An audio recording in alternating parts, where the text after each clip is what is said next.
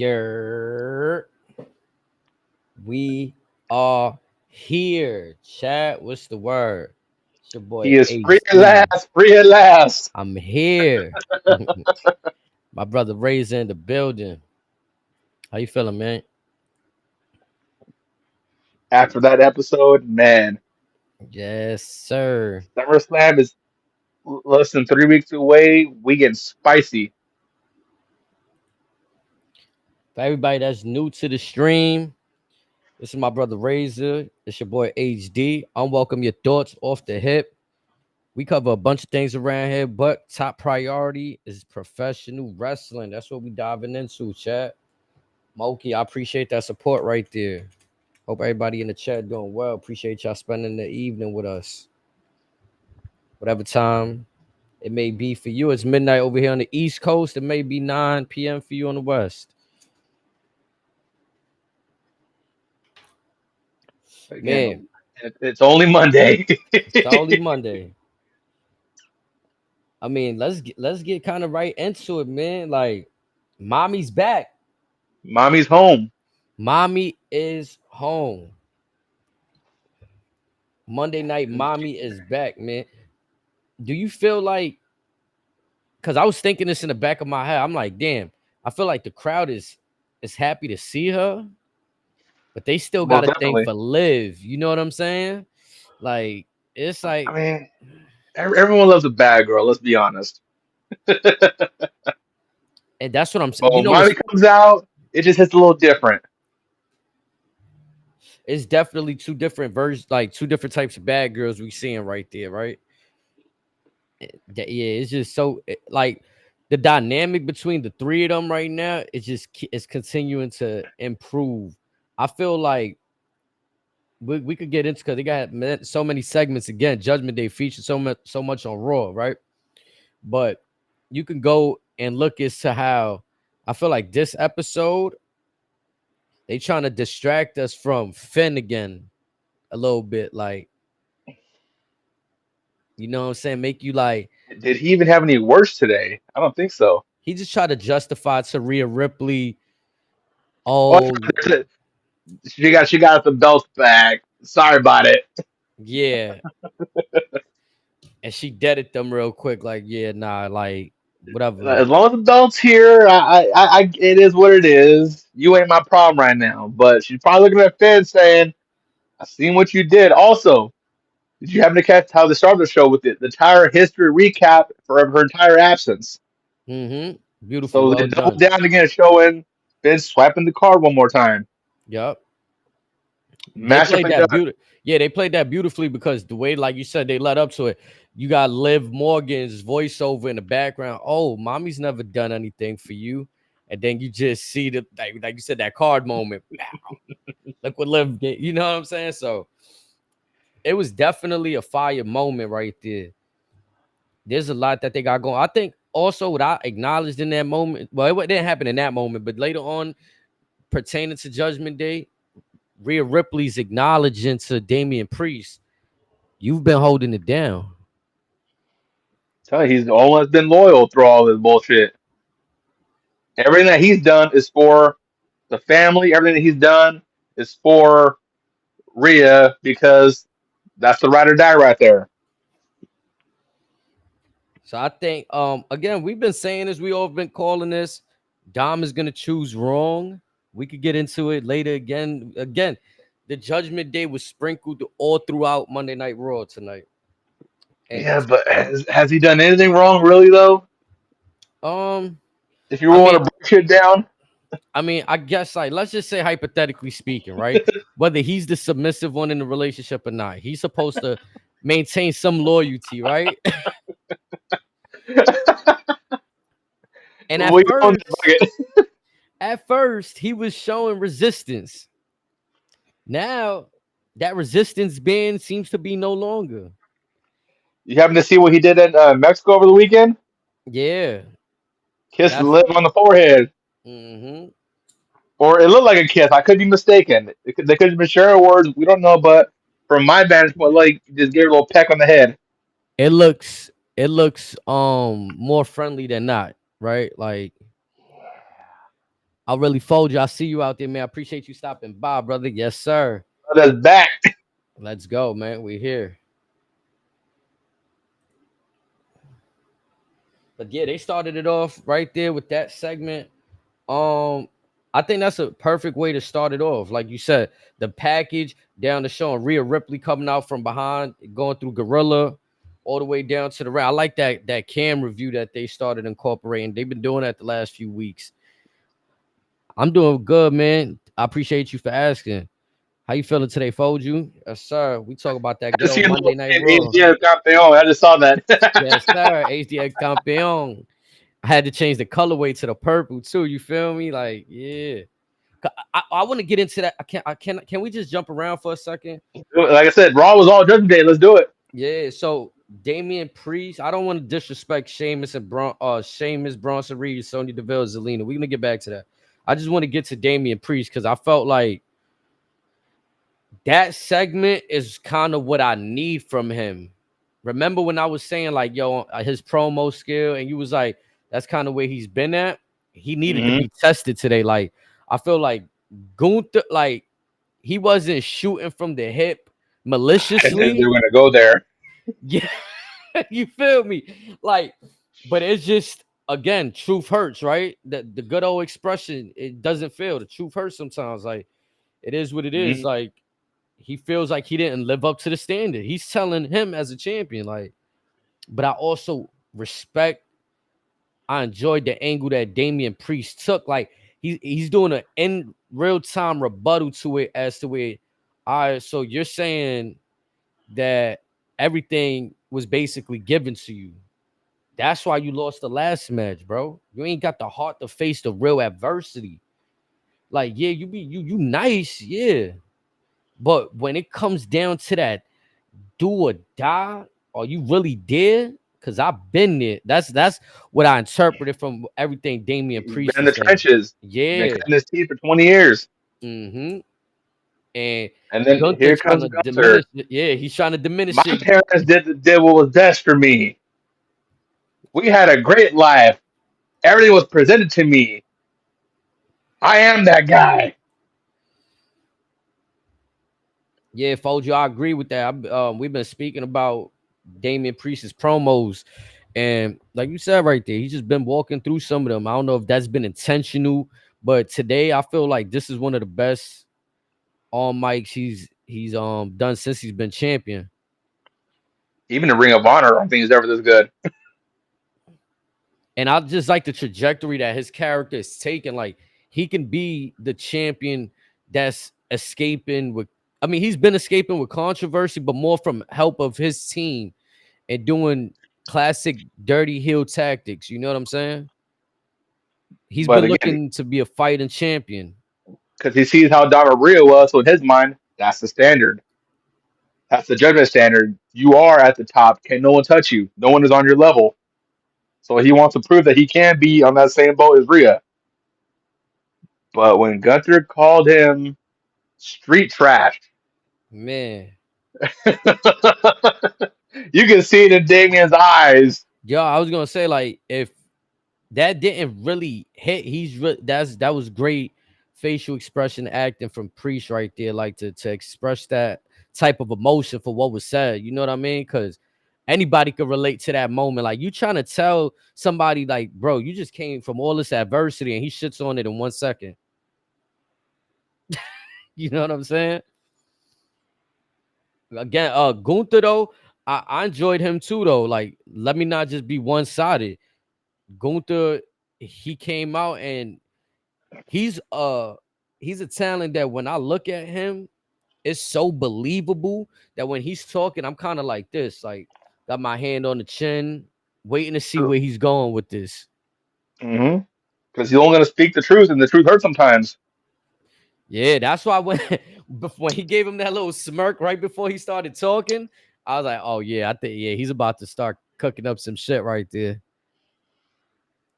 It could be we just used to champion showing more passion than his laid back personality. I feel yeah, I mean that's what I would want from a champion, right? I think like I want even with Cody Rhodes, right? Let's say just to be fair, both of them are champions. we like a fierce Cody Rhodes. We don't like when he's just coming out all cool. What do you want to talk about? And it's just like, but there's no beef. It's just cool, right? Like we don't really enjoy that from the champions. You know what I'm saying? Until this past Friday, Randy. Yeah. Man, take me. Yeah, the But champ. again, like we talked about live with AW, so what separates you from the pack? Some folks have that extra gear of emotion. Some have that extra gear of tenacity. What separates you from the pack? Definitely too. And I mean for Priest specifically, I feel like he would look like to me that he's not 100% confident in some of the things that he was doing prior to tonight. Like Hmm. there was instances where he just this is his first world heavyweight, so he's finding himself. Like, am I really good or am I just getting lucky? And I feel like that's a tough spot to be put in with this landscape. But I think he's been doing good for himself, to be honest. Like he's to me, he stood good against Drew. He looked good against Seth. Even look good against Braun today. I actually really think too that maybe I could just be this is wishful hoping right here, but I really think Damian might walk out of SummerSlam as champion. After today, making a strong case. Like, you may be nice and all, but guess what? I can get dirty. I'm gonna wipe that smirk clean up your face. He said, Foldy said, I think Gunther will push him to reach what we want to see from a champ. Definitely. I feel that's what's been happening to to Priest in the last few matchups. He's been put in like Drew McIntyre, to me, physically, he might be in the best physical shape out of everybody on the roster. Hmm. So But like, also, let's not forget, before potentially before we get to Gunther, he already said he's got to run it back with Seth. mm-hmm. We could get that in these next couple weeks. Who knows when we're going to get that? But that's one more hill to climb before we get to Gunther potentially. Mm. So you think the nah, I don't think Seth and Damian would happen before Gunther, but do you see that happening? We only got about like 2 weeks before I believe SummerSlam is August We have 3rd. two more Mondays. But again, this could be where either potentially Dom or Finn show their true colors. There's a lot to unpack with this. I feel like there's two triple threat scenarios that we may see, and I don't mind either of them. Don't say Or the one. Don't say one of them. I know where you're going. Don't say that one, please. what Ilya, Sami Okay, Zayn. never mind. No, Okay, yeah, I thought you were gonna lead on Seth versus Drew versus Punk. I was thinking that, but that's gonna come Mm. later. I think Seth is gonna fight Drew first before Punk. Mm. With what they've been building today, I think that might be Survivor Series, maybe even Bad Blood. Have we got a full like? What's the status on CM Punk? Remember that episode after the PLE? He said he was gonna miss the Monday to check on his the check with the doctors. Did he ever get cleared? Is he still out? Do you For all we know, he could be physically cleared now. We're just waiting for the stuff with Drew to go down the storyline. He will be on Raw next week, so we could get the confirmation there. Like you and Snakes have been talking for the last 2 weeks, we could be getting on that unsanctioned match portion of it for the first match between Punk and Seth or Drew. yeah, we've been noticing that trend too, brother. They've been pushing triple threats all I'm over over. them. I'm over the triple threats for a minute. See, oh man, I get it. You want to showcase the deep roster we have now, but for everything, to me, they're about as relevant as Tony Khan's eliminator matches. Lazy booking. what if what like because I say the Sami Zayn, Braun Breaker, and Ilya stuff again. What if this is a way for the title to switch hands, but Braun Breaker's still chasing. Do you feel like his chase has been a little entertaining? Like every time he's on Oh, screen with, definitely. yeah, it's like every time Just, he's on screen with Adam Pearce, he's pissed off. Like, well, how do you give him a title shot? And then Adam Pearce is great too, fold, man. fold. I'm gonna get to that later on in the show. I'm gonna get to that later on in the show. Mm. But with Braun, I liked his remarks earlier. I'm just gonna beat up whoever's in the main event for the match. Yo, just a sidebar because that MCMG, that's Motor City Machine Guns, right? Yes, sir.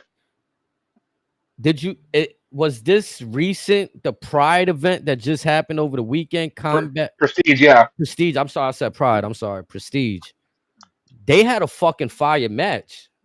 yeah, and I think this is like the second or third time in the 20 years that they've had a one-on-one. They don't have one-on-ones very often with each other. They've been joined at the hip for years, and those two they never miss. YouTube threw me an alley oop with this one. Like they really Mhm. threw that in the algorithm for me. I'm like, ooh, Well, and a lot of prestigious stuff. It's just like with the European indies. It's almost always gonna be on YouTube either that night or the following morning, like MLW. yeah, man. I was able to see that match before I crashed. So yeah, I wouldn't mind seeing them over in WWE. I'm saying they can have a run. Like we got a few people that's I don't even like the age watch. That's not my thing. But for the people that like the age watch, we got a few people that's in their 40s on top right now, Half the rosters in their chilling. late 30s, early 40s. I mean, to me, I read back in the day, like that late 30s is like wrestler prime. That's LA like Knight's in when his 40s. AJ's in his 40s. Roman's about to be 40. Cody's about to be 40. it's rare that you see those superstars that in their early 20s, they just have it like off the rip. Got it. Look at young OG, just turned 20 years old. Calling out Randy Orton and Rey Mysterio. Ray, damn near 50. Maybe in his 50s now. No, and I love young OG, right? But even when you think about how like Brock Lesnar came on the scene, Randy Orton, like the way they were presented was crazy. Like you wasn't really seeing a package like that, like the next big thing, Brock Lesnar. Like, you know what I'm saying? The legend killer was my favorite at that time. The legend killer was my favorite gimmick, bro. I'm not even going live, bro. Like he was really out here fighting all the classics, spitting in Mick Foley face. Get out of here. Get Hit out of Hulk here. Hogan with an RKO on the hood of a car. Violating. When he got up to Shawn Michaels and he had the yo, bro, Shawn was my favorite. So I was like, man. Oh, that's when I started getting stressed out with it. Like, oh. The Rocket is so far up that ass, he's already passing Jupiter as we speak. Yeah, bro. Give me Braun versus the Samoan Werewolf, bro. I think one of y'all had mentioned that too on the last episode. Braun Breaker versus the Samoan Werewolf. With Jacob alone, Jacob. there's so many matchups that we're gonna get in the next few years. It's incredible. Yeah, I'm really. I ain't gonna lie too. I'm intrigued to see that Randy and Jacob match. Like, I feel like okay, I think I know what's gonna happen. Jacob's gonna win. That doesn't I mean I don't care don't what want. happens. I'm here for the Yeah, car crash. yeah. You feel me? Like we know we here for the demolition derby. Come on. Just when we had Tom and Ray the first time, I was like, I don't care who wins. I've had this on my bucket list for years. That match would definitely be fire right there. And just imagine, come War Games, Jacob does that moonsault off the cage. That's gonna be a money shot right there. Did you feel like just to go back to talk about like Damian Priest's moment on Raw because he followed up with having that match with Braun Strowman after. You felt like that match was needed. Like obviously, I feel like they have him go against a big competitor, kind of prove a point. Him hitting the South of Heaven in the manner he did, as clean as it was what kind of surprised me. Because I kind of thought, That punt, man, uh, that was a different I'll get to that. time. I'll get to that in a quick second. But back to Priest real quick. I thought it was going to be more of like a count out situation. where Gunter still comes back out, whatever, but Priest still has his head on a swivel. And then we get a count out situation. Then Gunter tells him what to see. You can't even keep your head straight and focus on a match and focus on an opponent and all that. But for him to hit the top of the head and get the 1, 2, 3, that was massive for Priest. Yeah, I'm telling you, that's out for heaven. He make that. Also, the people that's selling, you know what I'm saying, they make it look good as well. Everybody's been working with him. Drew sell Don't that forget, Priest shit. been in the gym. Yeah, Drew, he gets that elevation for him when Drew takes us out for heaven, man. I love they dynamic. And again, these are matchups that I didn't think I want to see. Like, I didn't really know I wanted Damian Priest versus Drew McIntyre. Then it turns out being fire. I could say in a world, if you tell me, do you want to see Drew, not Drew, Damian versus Seth? I'd have said hell yeah. But I didn't know like that's where we was going.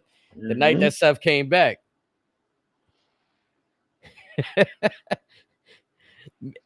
CT, yo, I ain't gonna lie. Gable too though. Shit, we jumping in high. Let's talk about it. Let's talk about it. That's my brother right there. Curveball to curveball. Fire away, HD. Yo, yo, Gable to me, I'm not gonna lie. I love how like, yeah, he got beat up by the Wire Six, but he's still showing like, you know what I'm saying? Like he's still a tough dude. Like he's not allowing the storyline to affect his character, so to speak.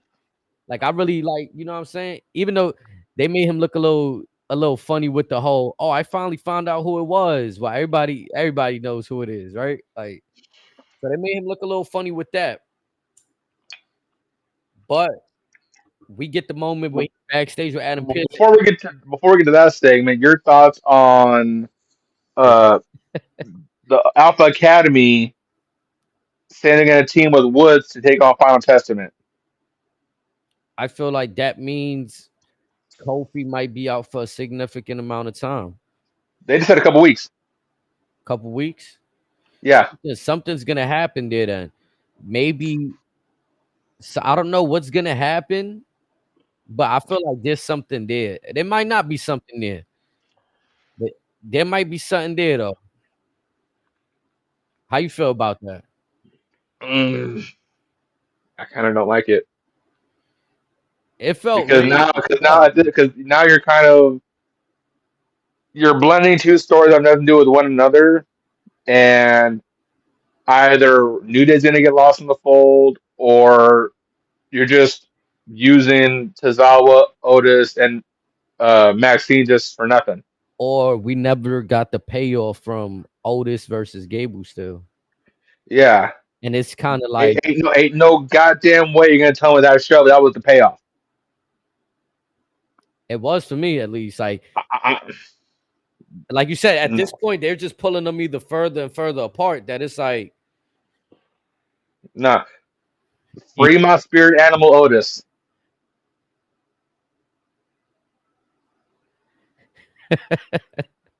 my boy Mo. Marong, what's the word? Sucio. Sucio. Nah, Gable though, he found like again, he found himself with some new teammates. I'm not mad at that, but like again, I would have wished there was a payoff at least with maybe we'll get there down the line, but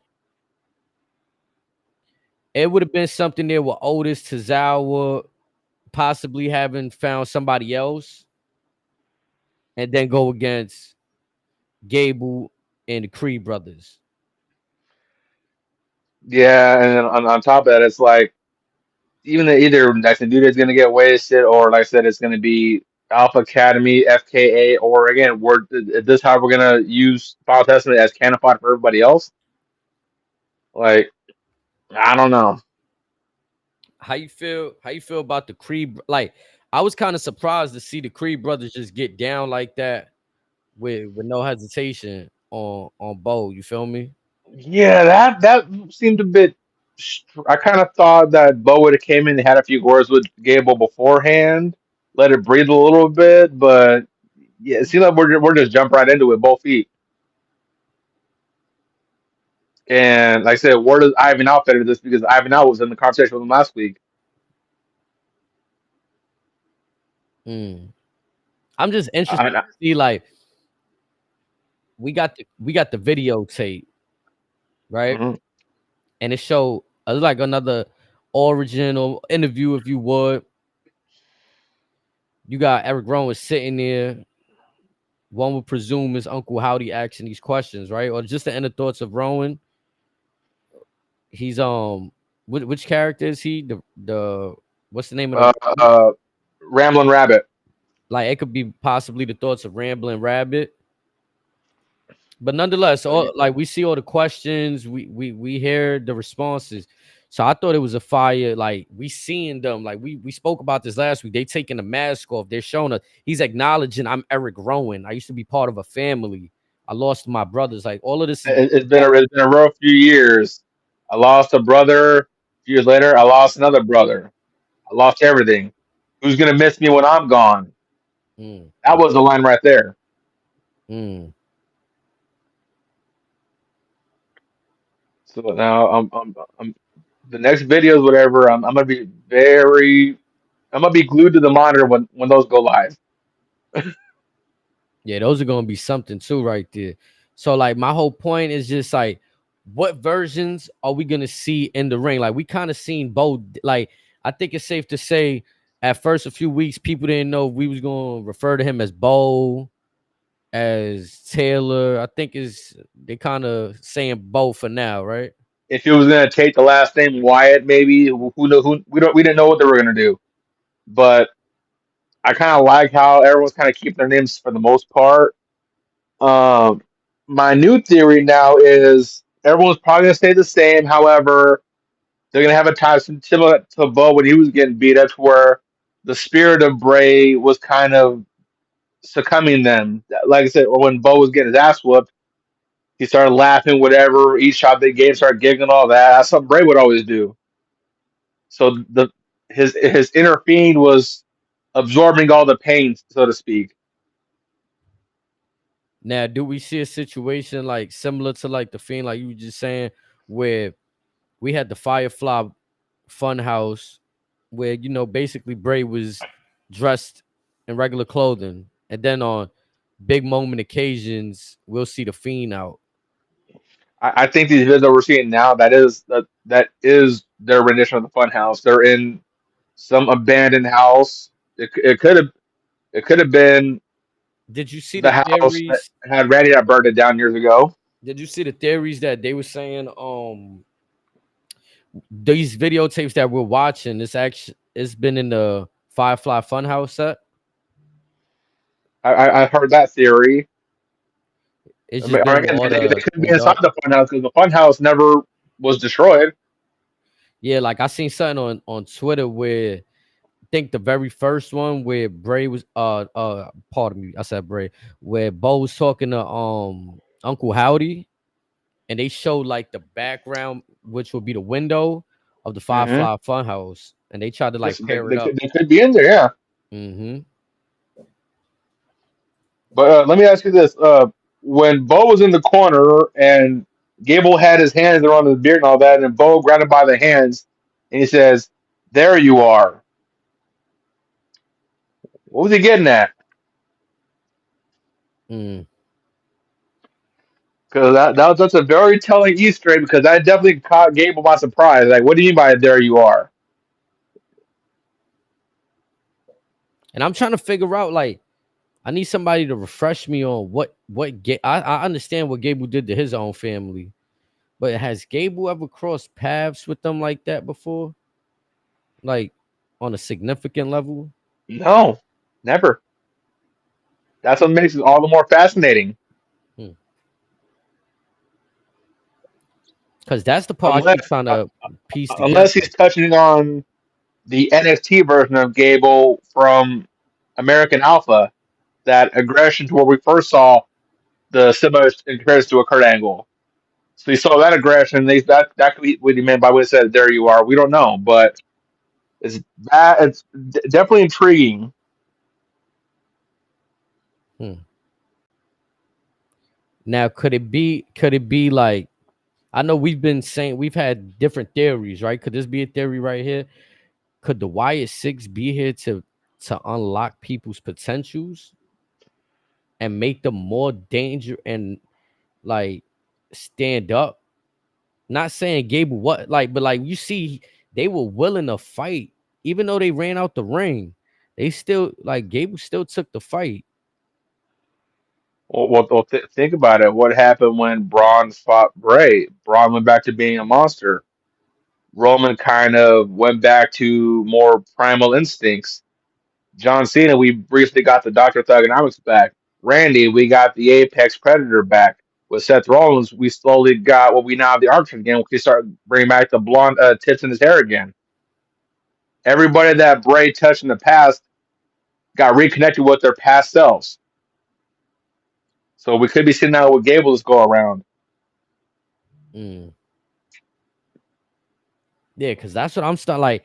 That's the angle I would think right now. Like, I could see that they going into like kind of like I don't want to say like that, like they're taking any ideas, but similar to what we see with the lake with Matt Hardy. You know what I'm The saying? Lake of Reincarnation. Right. Similar to something like what we see there. Jay, my brother, I see you out there in the chat. Yes, sir. Similar to that right there, then I could see that angle. I also see like maybe what if after this, like what I'm saying is remember everybody was concerned about, oh, what if they don't lose? What if they not really here to win either though? You know what I'm saying? It's like to unlock the potential. We in the we've been seeing matches get we just seen the main event get stopped by disqualification tonight. Well, yeah, but how many IC matches have we seen end in DQ as of late? Quite a few of them. That's what I'm saying. So what I'm thinking is like there could be a match as to where like the Wyatts are fighting, the Wyatt Six are fighting either Gable with the Creed brothers 3-on-3, make it a 6-man match. But Gable and them, they get themselves disqualified because obviously they can't beat them. Like they can't get them so for the 1, 2, 3 or the submission. So they got to resort to dirty tactics. Then I think if you go that route, you have to be very careful with how you go about the DQ, or else we end up like that one random Red Hell in the Cell match with Seth and an oversized hammer. Yeah, it got to make sense. It got to make sense. But also, you don't want to. This is why I argued last week that maybe TNA might be better suited for those cinematic style matches because you now have the broken universe there once again. If you want to go down that route, but if we're going down the route that I think they're going to go, especially with Bo, it's like you have their quote unquote human forms take the ring, and then if shit goes south, then their inner fiend comes out, and we get out of that. But even then, you got to be very careful with how you go about it, or else you run the risk of stuff going the way the fiend went when Vince was around. Mm. So where do you go with the story? Who do you say the faction to beef with, and the story makes sense or benefit both? I mean, for me personally, it was kind of random to begin with. To like now see this is okay. This is the direction we go. Like I feel comfortable saying in my mind, the first if I'm going to see a first matchup, it might be Y6 versus Gable and his new team that he has of the Creed brothers. Now, I feel like that does more for the Creed brothers than anybody. Gable just came off of a few hot storylines, right? Like we just seen him again. Like unless you're saying it's about to unlock that Kurt Angle s territory, then all right, I could see it benefiting Gable. But to just have them like, if you're gonna tell me that the Creed brothers and Gable are just gonna go into this feud to lose, and then come out of that feud like scared loser heels, I don't think that's gonna benefit them. Well, unless you bring in the TNA faction with it, because again, Ivan now already has a friendship with Jordan Grace. Jordan Grace has allies in PCO, guys like Eddie Edwards, Eric Young, Matt and Jeff Hardy, who two are quote unquote experts in that cinematic style. So if this is to segue into a possible TNA invasion, you could probably work with that. That might be end up being a little bit better in the long run, but still, the jury's out with them right now. Mm. So how do you feel personally though after seeing what you've seen tonight? Are you okay with the direction of that? Creed brothers and Gable versus I'm YC? I'm still here for it. It's just what kind of threw me off was the whole Otis and Chizawa going to link up with Woods to take on Final Testament. That's the only issue I have with all of this And why is that once again? because Kofi's out, so they feel they need to back him up. That's their only reason why. Do you, They're friends. They're going to back their friend up. so you think there's now again, so my point is if this is meant for the New Day to break up, are you still not okay with this? Well, again, if you're incorporating Tozawa and Otis, and how do we get the need to break them now? Maybe Xavier turns on them and joins Final Testament. Hmm. I don't see that happening, but maybe maybe the fact that like Xavier's out doing stuff on his own, maybe they plotting with Kofi on the low. They've definitely backed themselves in a corner with that story. That yeah, I don't know where they're going to go with that. All I know is that what we believe should have happened weeks ago. Yeah, Now it just seems like they're just putting them together just to give them something to do, just to kind of keep that story alive somehow. just because it's there. They got time on the clock. We use the network. Here's 5 minutes for you guys. I was the only thing I was interested or like I found fascinating to me was like Bo really went out there, took some punishment, was selling this evening. Like, Got the dog shit kicked out of them.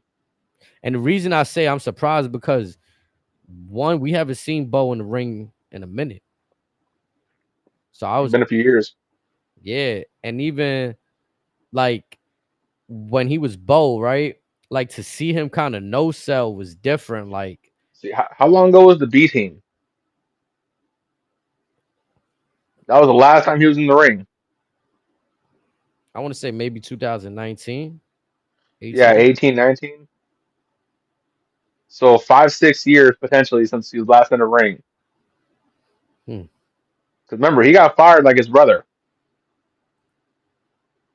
It's that great selling by Bo. Yeah, he just got to not get hurt, man. You seen that one the one throw off the barricade? He almost flew in the crowd. I was like, he threw him over.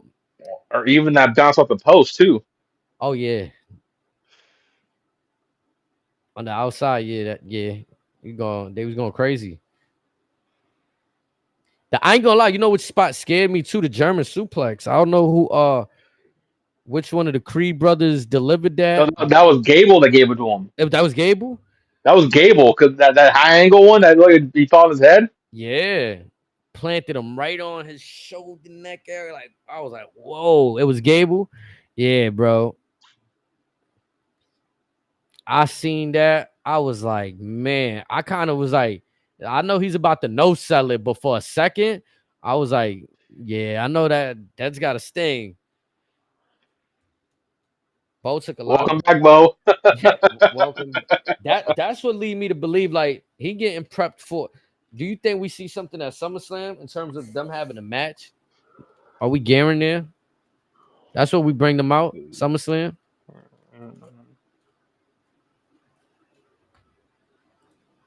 That's Possibly fair, could Cap. see something. I'm trying to see how many matches in the car already, but that we could likely be getting. We might see something with them on the show. Mm.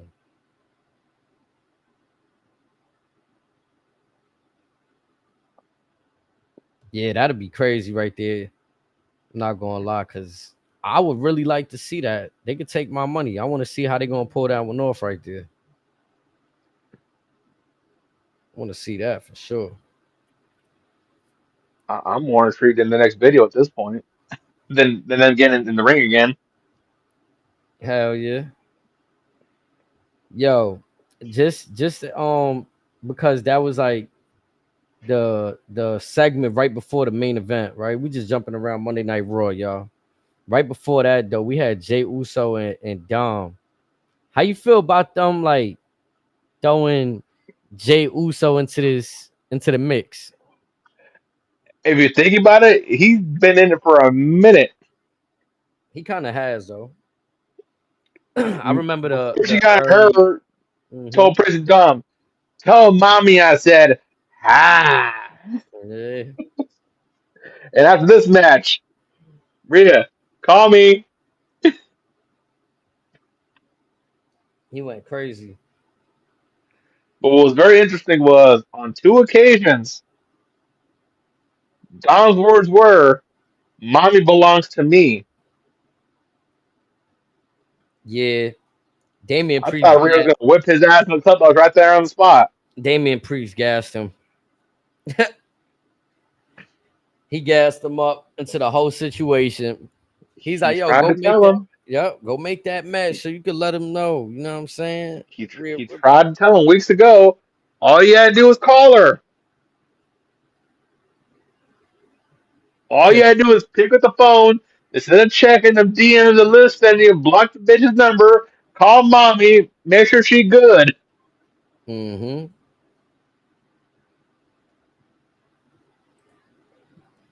He said, "Bro, Jay is the fucking go.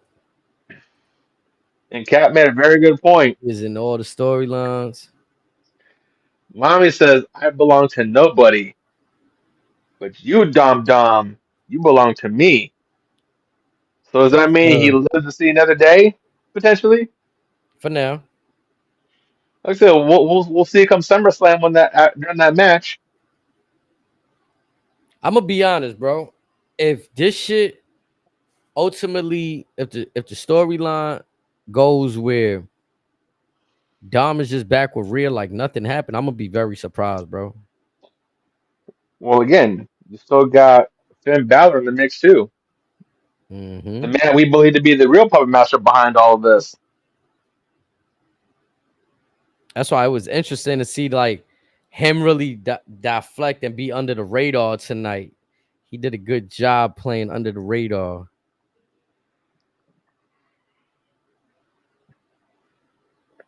Damn it, it was funny.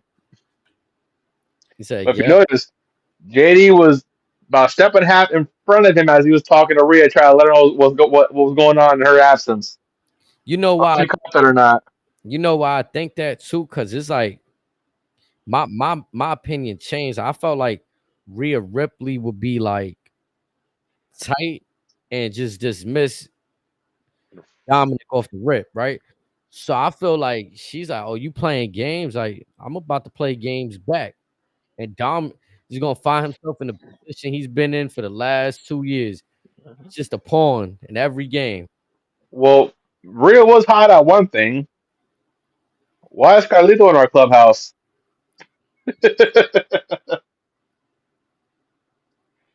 And she would have not been happy with the answer either. Well, Priest was going to get into that, but Dom came in. Yeah. I don't know if you noticed when Carlito was playing WWE 2K24, He was Carlito using. was playing Rhea.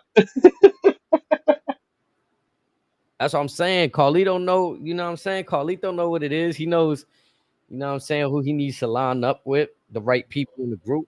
Hmm. And I further think that I don't know how they gonna lay it out really, but there might be like a little sparring session between the group.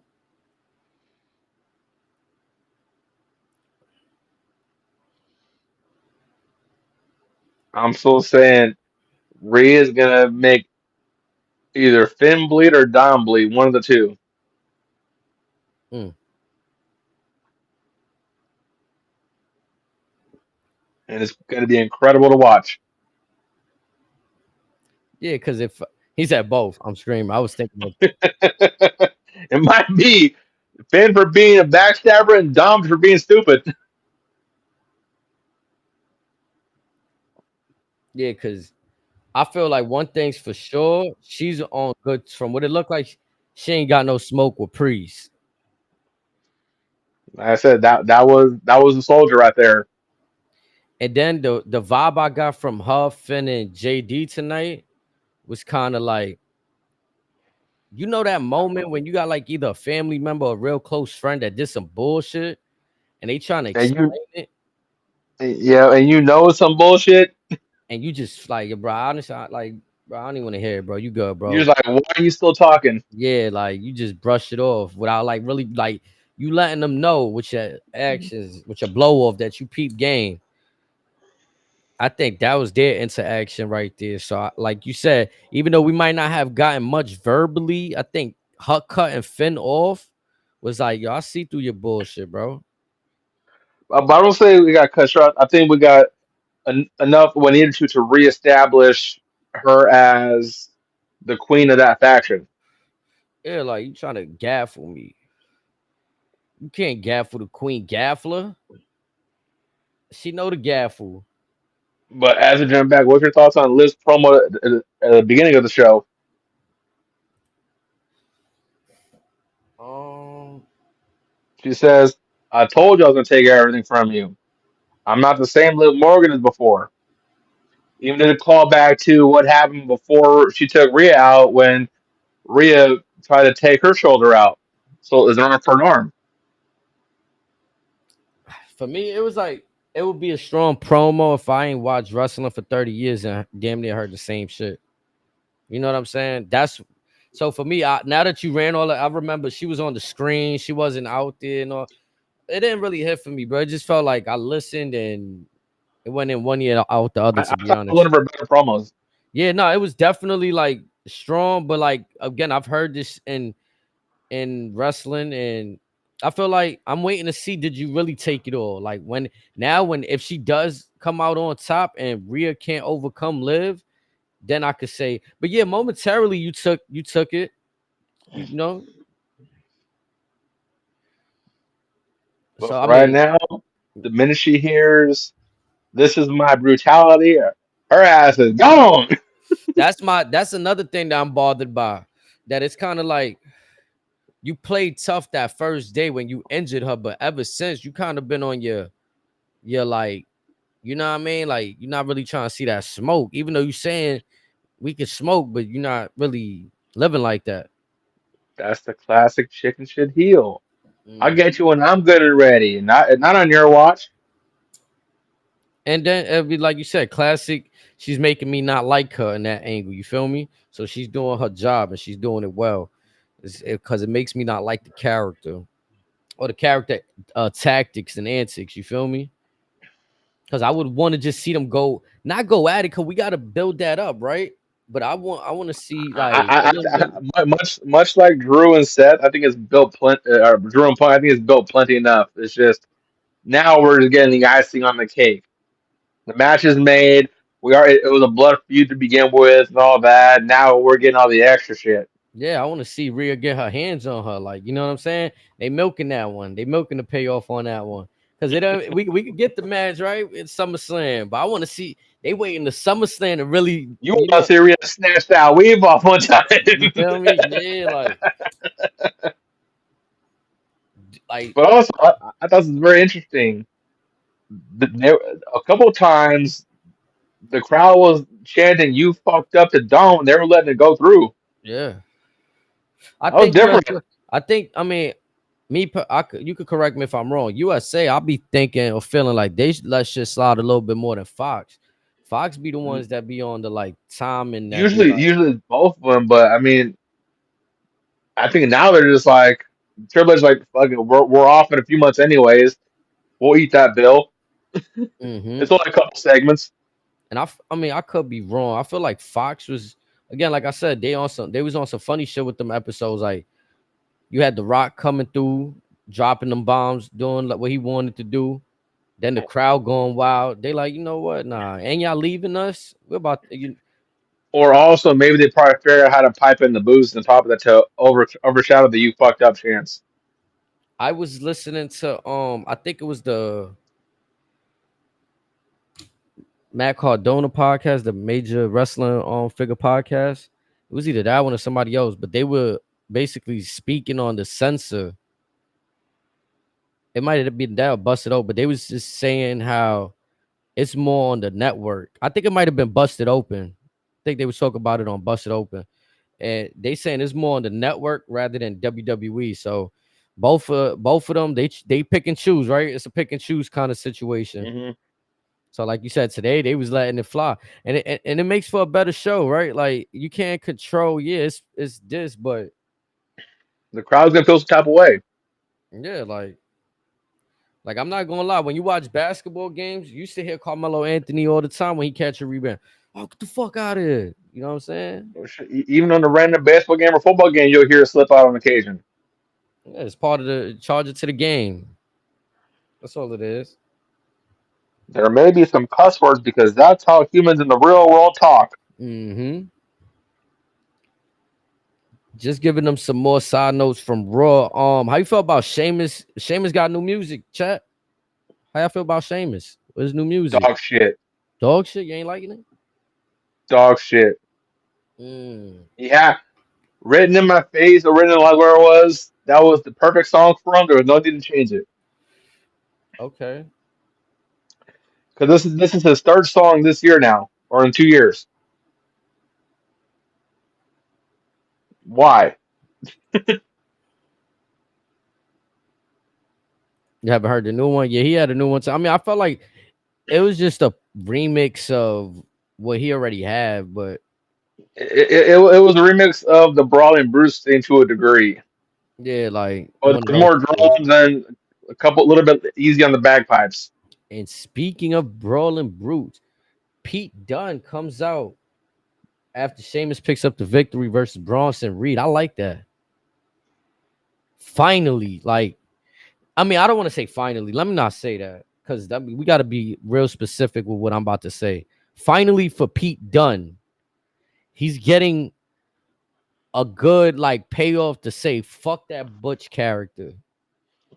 Even though he did Well, his best, I think it's more it's a fuck you to Sheamus because Sheamus left the Brawling Brutes. yup, He left Pete Dunne and Reg Holland out there while he did his own thing. left him to sink. Yeah, sent this dude back to well, basically both of them back to NXT. But I'm just saying, like for Pete Dunne, I'm finally glad that his character is getting that look like bruiserweight. You know what I'm saying? I think they addressed him as the bruiserweight last week. He's back to being the Bruiserweight, yeah. Yep, and I like that for him. Now give him his song back. Hmm.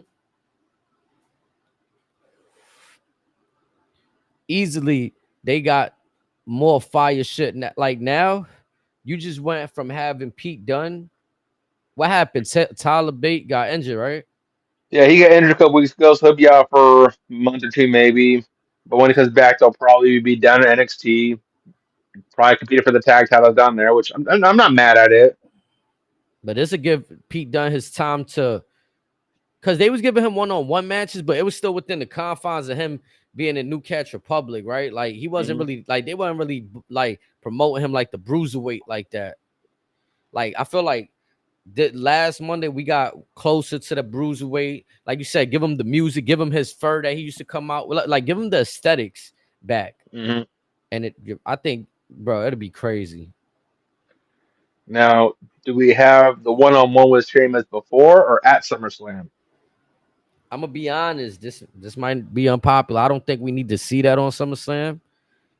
I think you could dance around to after SummerSlam. Let it breathe for a little bit. Yeah, keep these kind of angles going where like Sheamus is trying to figure out like, yo, and nigga just keep whooping him out. You heard? Like, nah, bro, it's on Don't sight for you. Every time I see you, it's lit. you know what you did? Yeah, I Don't would play have. stupid now. Yep, and then Sheamus playing stupid. That'd be the money for me. Like, come on, Shame. Come on, Sheamus. You know what you did.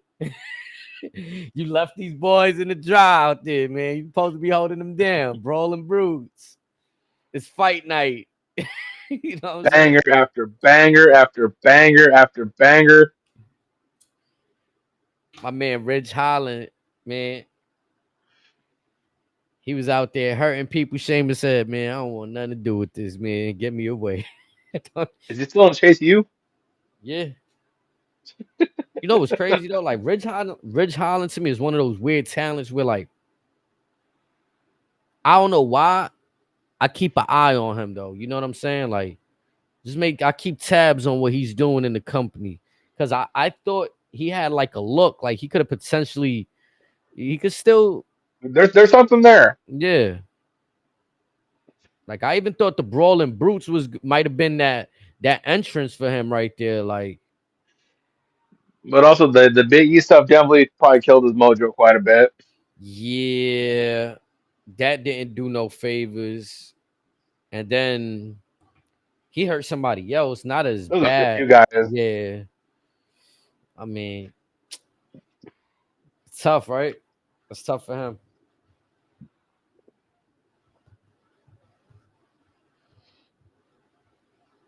I'm looking at the yeah, it's like I feel like honestly too, like you look at the main event, Sami Zayn, Dragunov, Braun Breaker. Amazing match though. You amazing match. I would shit. We seeing triple threats. I don't mind seeing a fatal four with a Pete Dunne in there. I'm still leaning towards Elimination Chamber. There's easily a 6, 7 guys you can pick apart and just throw in there. Lou Kaz is still hurt. Is he hurt?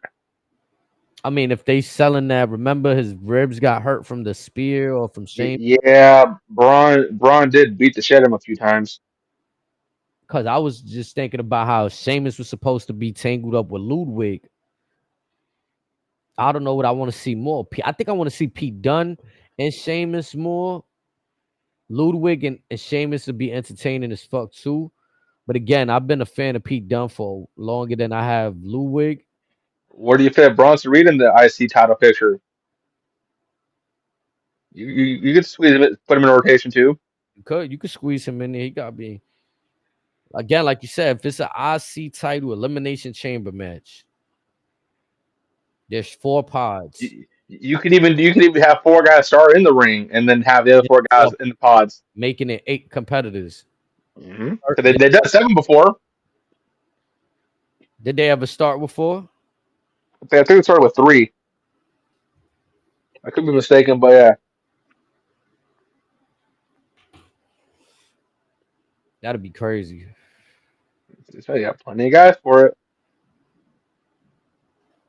That'd be, yeah. I mean, again, like I said, the inclusion. I like how all these superstars are being built. Like nobody, with all due respect, like you know how people used to be like mid carders, and I really don't feel like or jobbers. Like I mean, you got the Tazawas out there, but I'll be honest, you could really, you know what I'm saying. We spoke about this too. You could do shit with Tazawa for real. Like you turn There's your literally something for everybody. you hit that switch and you like, nah, matter of fact, I want to make Tazawa a serious competitor. You could do it because, like, again, we've seen it. I've invested into Tazawa when he was on the cruiserweight scene. Even bring back that dance. Now, I've noticed, I seen Otis was wearing the jean vest. How long has he been? It looked like the heavy machinery jacket for best for a minute when I first saw it. Do you That's brand new. do you see a world where Triple H brings back Tucky?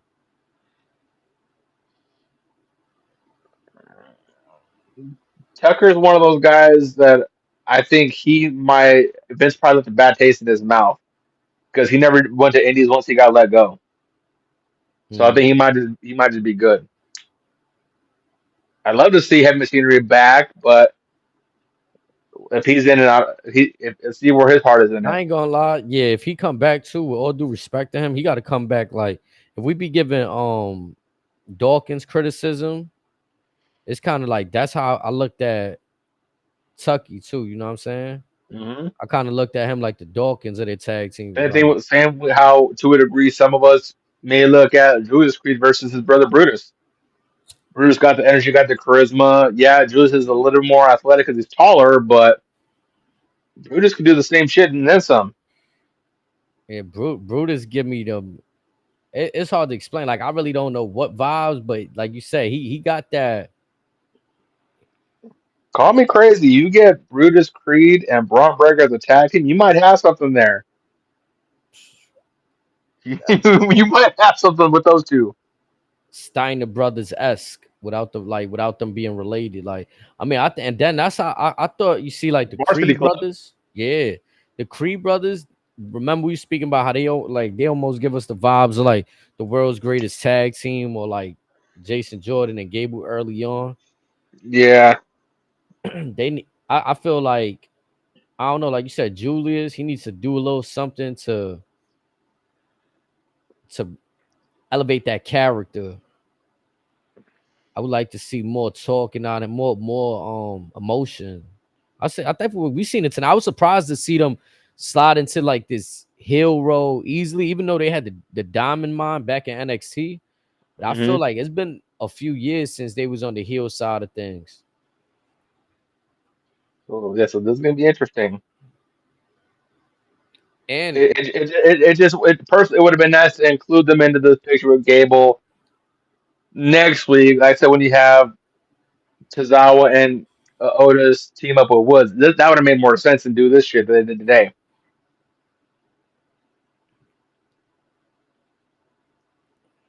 it felt, let me remove, because I feel like sometimes when we speak about the Wyatts, we try to talk with the respect and not like shit on it. And I'm not talking like I'm about to shit on it. But boom, you just seen Gable X, Otis, and Tozawa for help. They dubbed him. Yep, on Now, multiple occasions. now Gable coming out to the ring, calling out Bo. Bo comes out. He gets attacked by the Creed brothers. You hear Pat McAfee immediately say, "Oh, the Creed brothers got bought by Chad Gable." Then I start Hmm. looking at their clothes. I'm like, all right, they It's gonna always give. the suits. It's always the suits. Yeah, I'm like, all right, so that's the angle they gonna run right there, like you know what I'm saying? Cause Tozawa and they weren't on the suits, you know what I'm saying? Otis got his little mechanical vest. Tozawa got his workout gear. Cat got me crying right now. Who the APA? I know that the Creed brothers. I ain't gonna lie, the way they ran out there, they was acting like the APA for hire, right? Like they No said, yo, shit. we gonna beat up the Creed brothers. Yeah, I mean, they if they was for hire, I mean, I ain't gonna lie, they need a tag team. Like I ain't gonna if AOP should be like the APA. Those should be the You could gun have for hire. them, maybe out the mud. Um, hell, maybe even the Gorillas if you want to go down that route. There's a few teams you could use to fill that void, but I don't know. Those some big shoes to fill.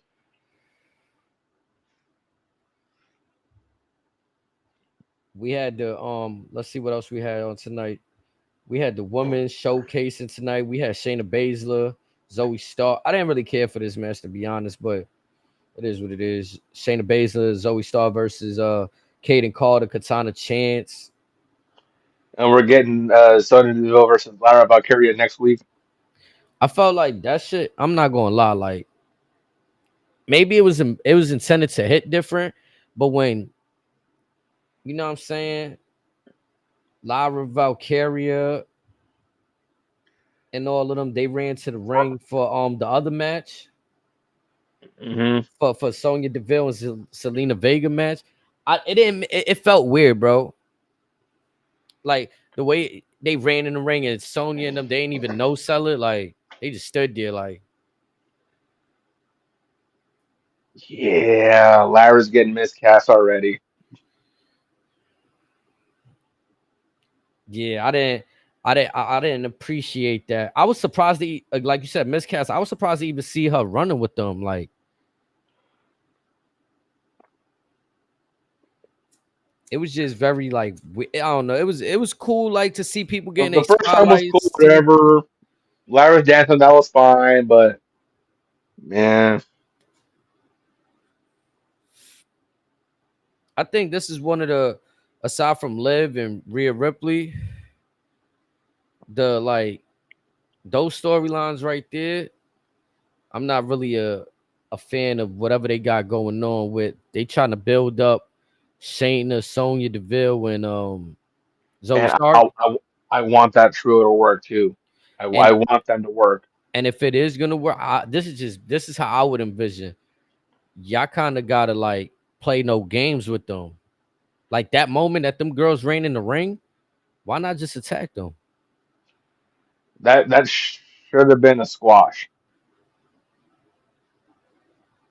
No, nothing against Caden and Caddy, but that should have been a squash right there. Just get in, get out, and go home Make them look real dominant. Like this is a trio of three women that can really fight. with MMA backgrounds. It should have been a layup for them.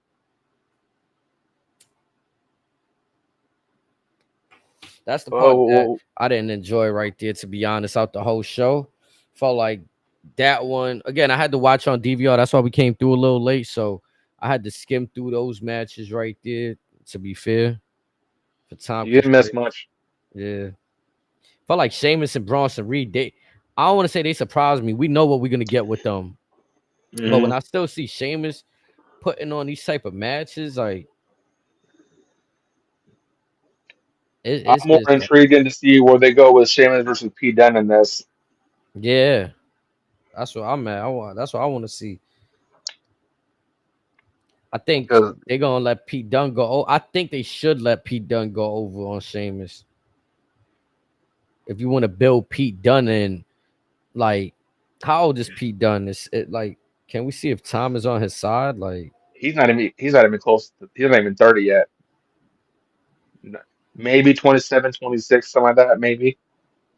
he was born November 9th, 1993. He's 30, about to be 31. Oh, I didn't know he's that. I thought he was a little younger than that because it might be Tyler Bate that's younger than him. But yeah, they're both like 21, whatever, when they first came into NXT UK and shit, something like that. Yeah, Tyler Bate is 27 now. Yeah, I thought they were the same age. And that's what I'm saying. The last 2 years, right when Pete Dunne was in the 28th year, he had to be running around like Butch. Yeah. Can we get some redemption here? I don't care if he loses 80 matches by DQ. Just let him just fuck some shit up. Like like tonight, or like just the fact New Cats Republic, like he hasn't been a nice guy because you see the moments with Tyler Bate be trying to get him to like cheer up, like yo, be happy, bro. But I like this reminder, like bro, like you know what I'm saying, like not everything is all sweet with me. All three were heels before they came to WWE when they were British Strong Style with Trent Seven. Mm. Yeah, I remember PD being like a feisty motherfucker. Like he was like I think I first started like you said before WWE, but I first laid eyes on him when he was in the WWE UK scene, and then I'll start watching like go back and watch, do a little homework on him, and I'm like, nah, this Hmm is cold, bro. Like so in real time, I didn't get to see any of his work prior, but when I just started catching, I seen why he was walking around with 3, 4 belts at a time. I seen why. he was that dude. He's Yeah, still that dude. and at that time, to be fair, like not I hate when we got like we somehow bring up AEW, but I feel like this was in a time when I didn't know there was that many belts that you can capture. Like You know what I'm saying? Or like that was You, significant, that mattered. Like before AW was a thing, when Pete Dunne was the longest reigning WWE champion with the NXT UK Championship, it wasn't until Gunther beat him. mm. Then Gunther goes on his massive reign, right? Yes, sir.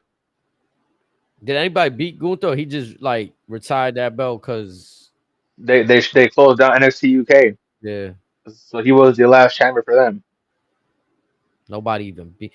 I'm not gonna lie. The career that Gunther has had in the WWE, me They treat him like a god it's hard to kind of call him and Priest, but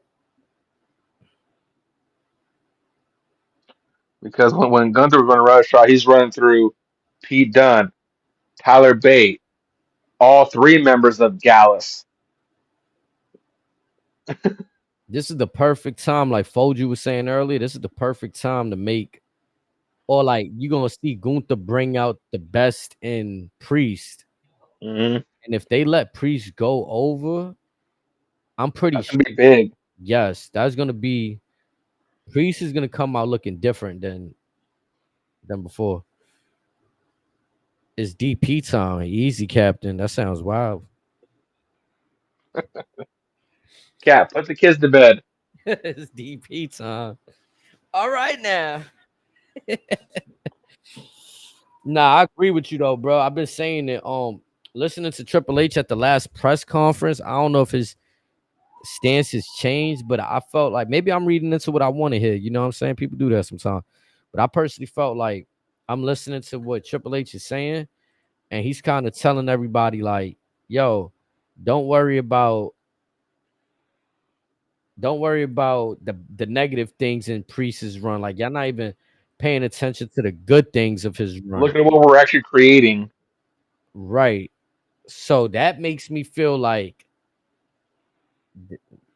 remember when he said, shout out to Snakes, when he was like, "Oh, Triple H is working on storylines that we've never." What if they working on something for Priest, or there's just something bigger down the road? That, now I'm saying that maybe it's not meant for Gunther to capture the belt right now and then lose it to somebody else. Much like with Braun and the list, an endless list is always a plan for the plan for the plan.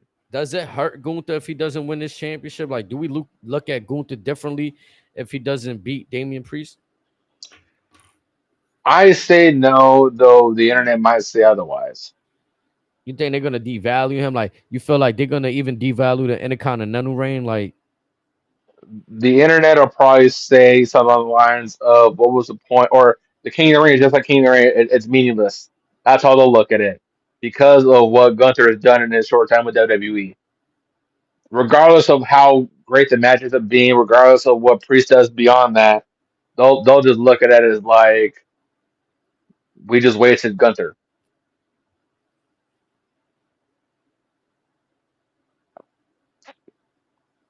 But I argue this: say he doesn't win the world title just yet, and he sees Braun win the IC belt, and he sees Braun, as he'll put it, he'll make a mockery, a disgrace of the title belt that he made relevant. And then the rest of this year, we get Gunther versus Braun Breaker, hmm, or even then, we talked about a few guys you could squeeze in that IC picture, whatever. We could see Gunther do some double champ type situations with the IC belt and the World Heavyweight Championship. I know folks don't want to see that, but the if Gunther eats a loss, he'll be just fine. yeah, that's how I'm feeling about it right there. Like, cause I'm thinking like we haven't seen many situations where like maybe a Oscar, she went on a crazy run before taking her first loss. She beat Goldberg streak. What you mean? Mm-hmm. Feel me? And he was tight about that. That was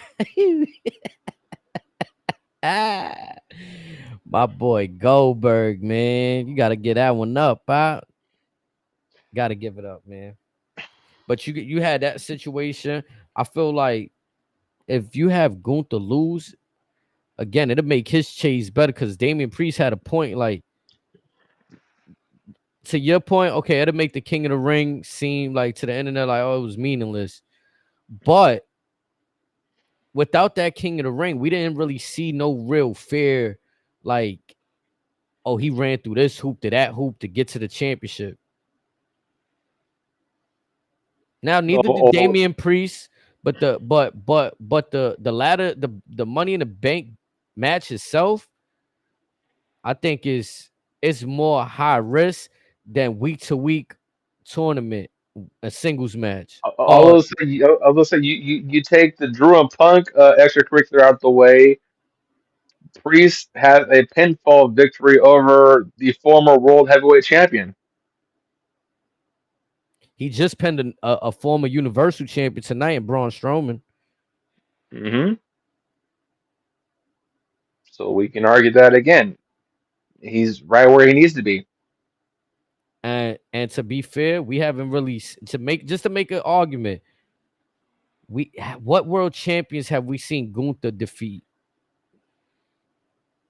Cody, He beat him. he's beaten Cody. He's now. Are we counting main roster champions or all brands? Nah, main roster. Just Cody. Mm. Now that was Just before Cody Cody. got the championship though. Okay, Oh, you Kofi wanna? then. You He's right. beating Kofi. Yeah, He's we got to beating count them. No, Randy. you got it. Cause yeah, I'm not going. We not going to push the goalpost. I asked what I asked, and Kofi's a world champion. He dusted him up, packed him up, got him out of here. He beat a 14-time world champion in Randy Orton. Yep, Randy too. Okay, I forgot about that one. That one, even though we had controversy with that one too, right? Like Yeah.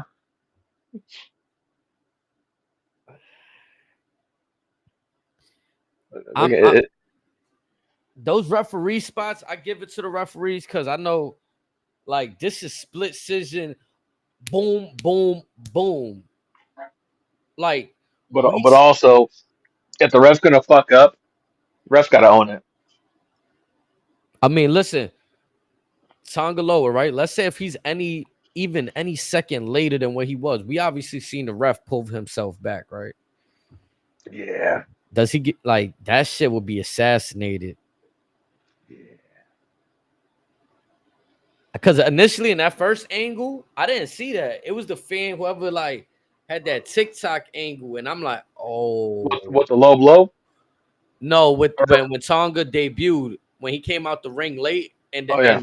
and the ref had pulled himself to stop the count Hmm. before. I was like, damn, that was bad. Like, you know what I'm saying?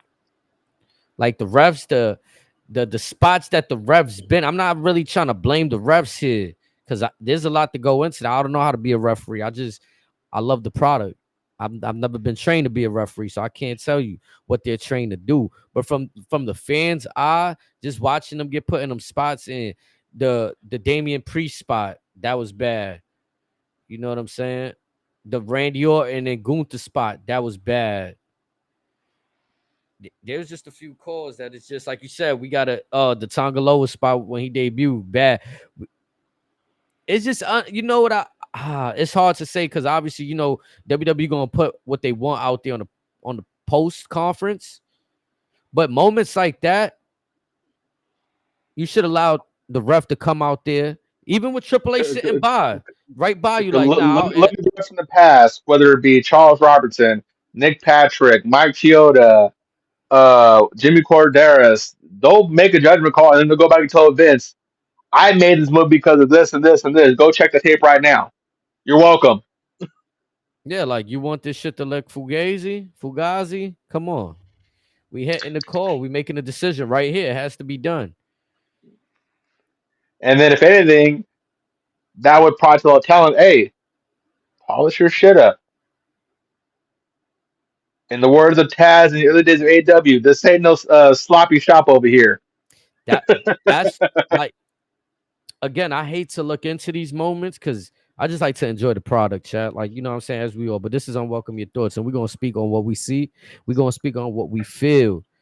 I don't like to look too much into those moments, but like the ref not actually calling Or three. let's look at it from a different aspect. Look NBA. Scott Foster, for example.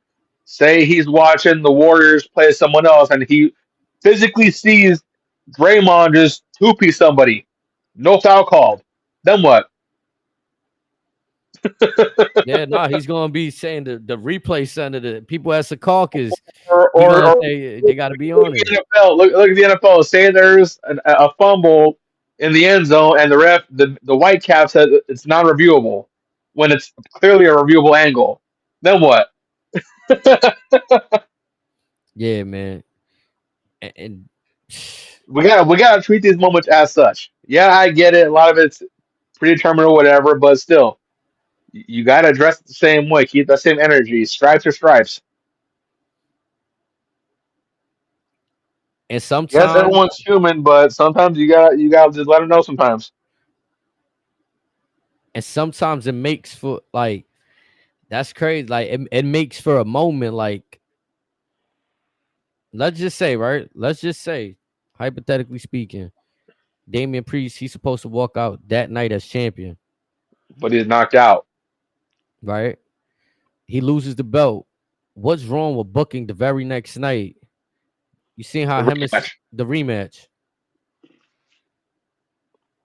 Or again, say Seth pins him, Drew's cashing in, Damien comes to whatever. Shout to heaven 1, 2, 3. Ain't nothing wrong with thinking on the fly. It's just gonna happen. It's human nature. And I ain't gonna lie. So, I mean, it's also I'm just looking at angles and possibilities. Seth, I don't know. I would have to look back, but if he felt that Damien probably couldn't kick out, maybe he should have like I know it would have broke character a little bit, but like, nah, I'm not done with him. Oh yes, it dabbles in that heel roll.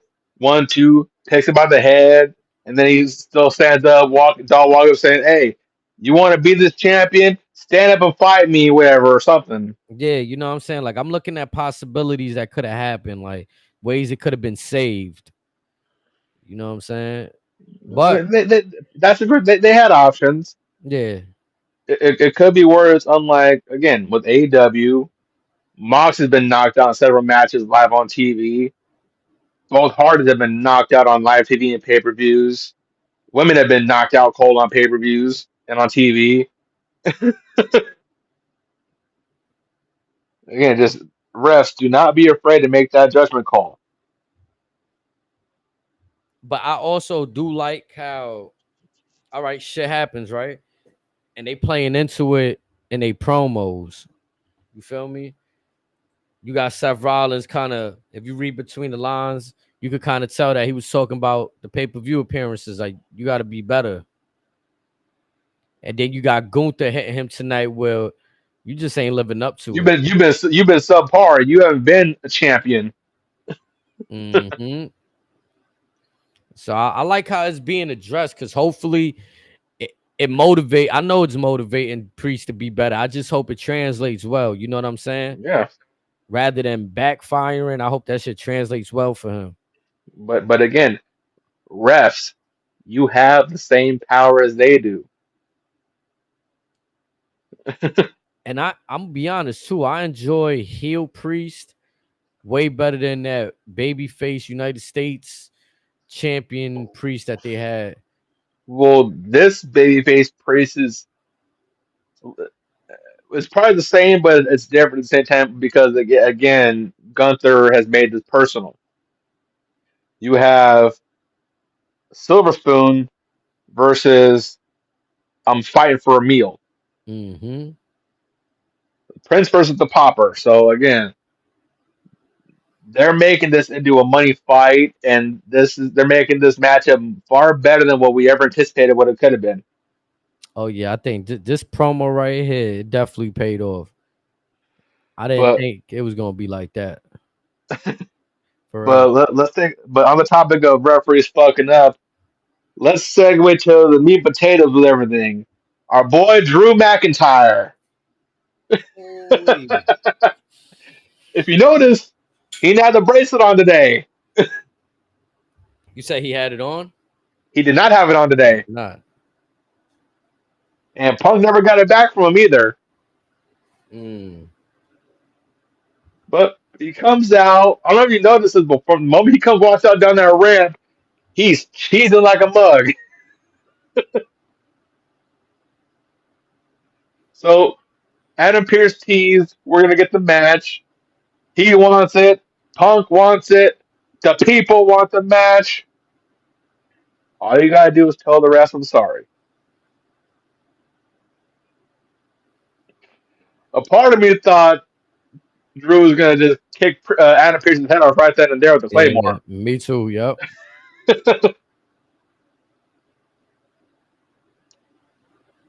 But again, Drew makes some very valid points. Why am I being the one escorted week after week? Why aren't you giving Punk the same treatment? And Mm-hmm. why me? Why me? And again, they're wrong. I'm not gonna lie. Like Adam Pearce's stance as a general manager, I've been struggling to figure out like. He's he's definitely leaning towards a heel GM. That's what it feel like. But then again, like he kind of reminds me of, to a degree, the early stages of Eric Bischoff. I thought we go when Bischoff first came to Raw from WCW. Mm. Like he's picking and choosing who he's going to help out and whatnot.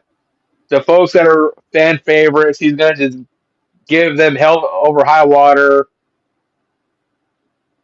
And again, it's I didn't think I'd enjoy it as much as I am now. It's been masterful. Now I'm very intrigued to see what role in in the very near future does Wade Barrett play into this? Because in my opinion, the minute Wade Barrett interjects himself, potentially because he Nick Aldis interjects himself too. Because remember, Drew put hands on both of them at one point in time, Mm. so we might need to keep an eye on that, especially with Barrett's actions, because only Barrett's been able to hold him back, not nobody else. Nah, yeah, I seen that on the what was it, the post show when they was closing Mm-hmm. out Money in the Bank. Elbow Adam Pearce. They even showed it this evening. Round elbow comes out, you see a Barrett just. There's definitely something there. I was surprised to see Wade Barrett jump in. I But he like did. He that. did it with Aldis too. I like that Drew just kind of like didn't apologize for real. Cause I was saying it like, even though, you know what I mean, he was kind of playing into that Drew McIntyre that I don't like pandering to the crowd and things like that. Immediately as he tried to get him to apologize, that's when there's like, oh yeah, we getting back to that Drew that's like he's gonna just keep it a stack. Like, yo, bro, I ain't gonna lie, like I'm not doing that though. Nah, I gave you what you wanted. Like I owned up to the fact I fucked up, and you suspended that should me. be enough for you. Right. I paid for my crimes. I paid my debt to society. Why are you going to embarrass me as a man in front of these people? Why am I going to let you have the last laugh with this? Right. I like Pierce's reply. They got hurt. They got shoved. And You then the heard whole that? That's some Tony concert right there. the whole suspension is supposed to cover the push, the elbow. So he And already fines. so he already acknowledged that part. You asking for a triple acknowledgement because you want the acknowledgement for Pierce, for Zapata, and for uh it wasn't I forgot the other ref's name right now, but Uh, you got three apologies in order. yeah. I'm sorry you got in my way. I'm sorry you screwed me over at WrestleMania. I'm sorry you screwed me over in front of my hometown, in front of my people. I'm sorry you let CM Punk screw me over several times. And also, I kind of like the fact that we just got a fake apology last week with Punk and Seth. Mm, So that part we didn't need. that is true. A lot of apologizing going around, and But again, I can see Adam Pearce catching the Claymore between now and SummerSlam.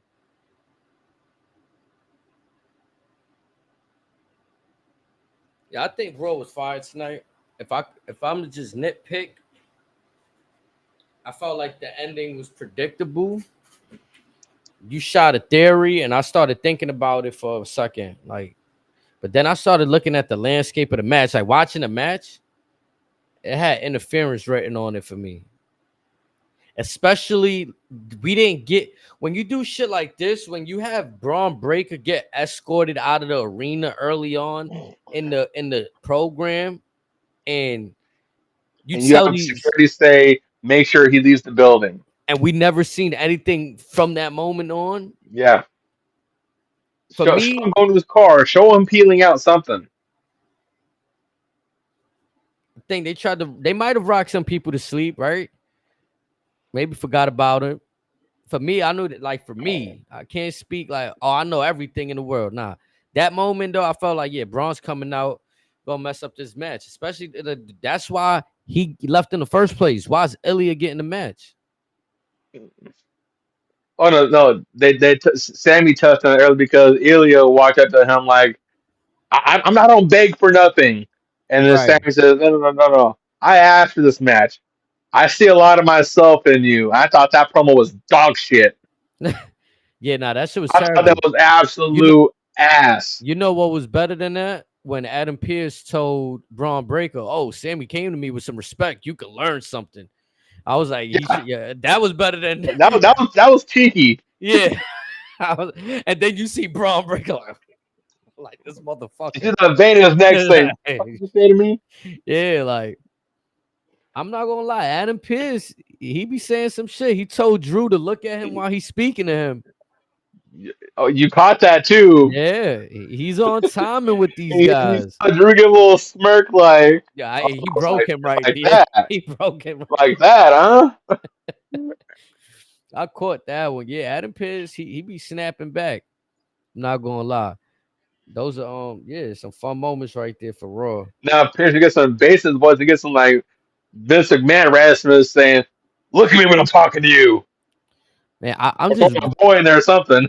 I ain't gonna lie, I'm waiting for Adam Pearce to squabble with one of these guys, hit him with a finisher, and make like remind him, like, you know what I'm saying? Like, just like, hold on, don't you do it. Stay wrestling whoever you wrestling. Let me remind you who the hell I am. They didn't call me Scrap Daddy for shits and giggles. Yeah, just one time. But again, I think that might be the role that all this fills. I hope at least I feel because like all this versus Drew's definite money. Even all this versus Cody 3, that's money.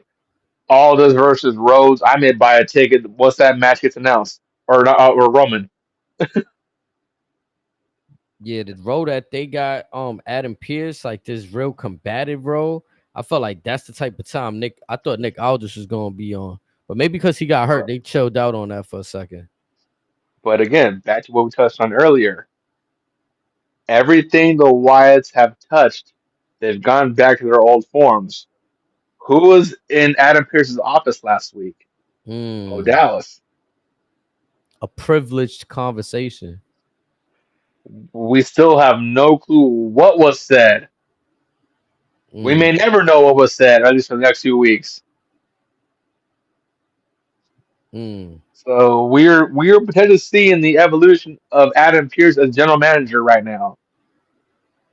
Hopefully Definitely. they don't forget about this because there's a lot they can do with Adam Pearce right now. He's far, far, far different from what he was when he first took this role as GM. And then I felt like in the beginning too, he was kind of in charge of both shows a little bit. Then Yep. sometimes one.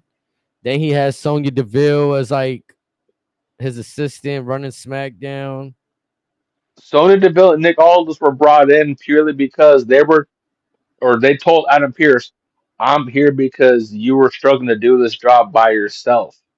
Mm. You don't think that resonated in the back of his head? You have an outsider that has never set foot in the WWE before telling you, "I'm here because you can't do your job. I'm here because you're a pussy." My boy be handing out fines, bro. Suspension. Ooh. Okay. Okay. I can't get a $500 dinner this night. All right, I'm good. Man. How long you think they keep up with the tapes? I didn't think we would get one. I mean, like, I felt like I, after last week, I, it felt like a collective of all of them. Like we seen them unmasked. realistically speaking, if this goes on till Survivor Series, I won't be mad at it as long as they're this good. Mm. Now, I'm kind of over them hijacking the Pat McAfee show in the mornings. I'm kind of over that because we're probably not going to get a payoff on ESPN at least anytime soon.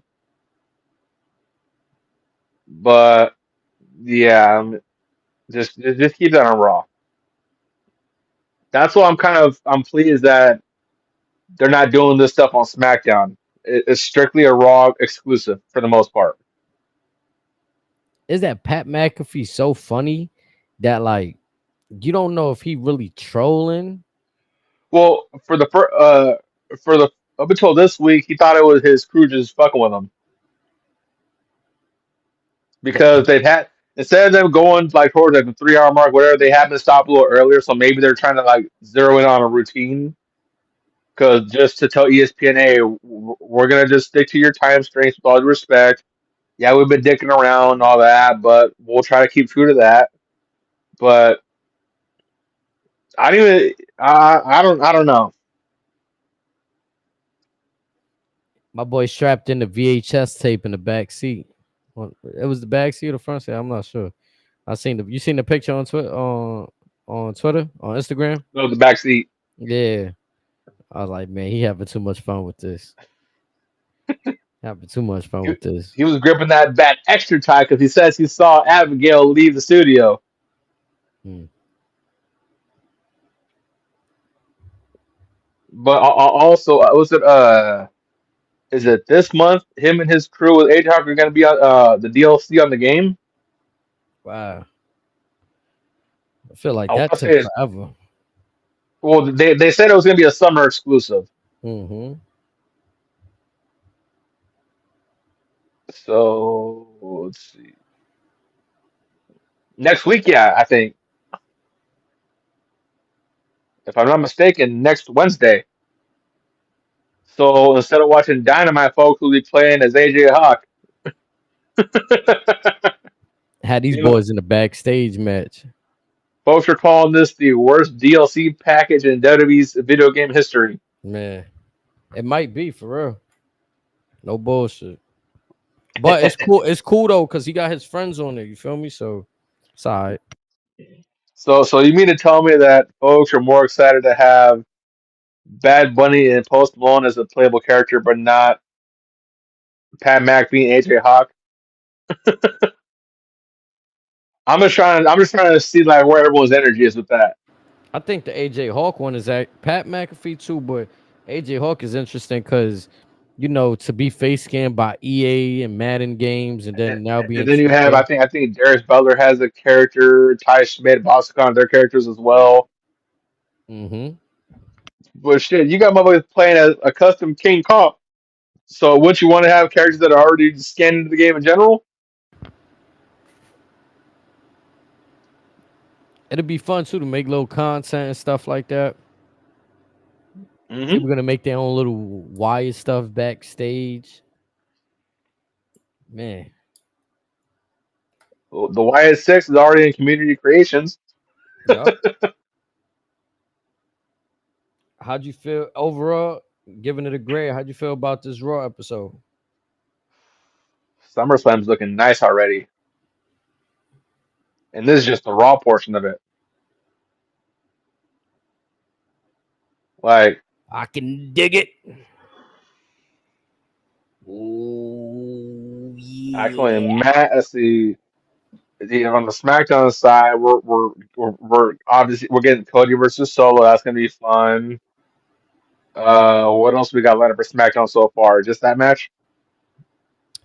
SmackDown. I'm not really sure what they got going on See, for you this got 3 episodes of SmackDown that set up their half of the SummerSlam card.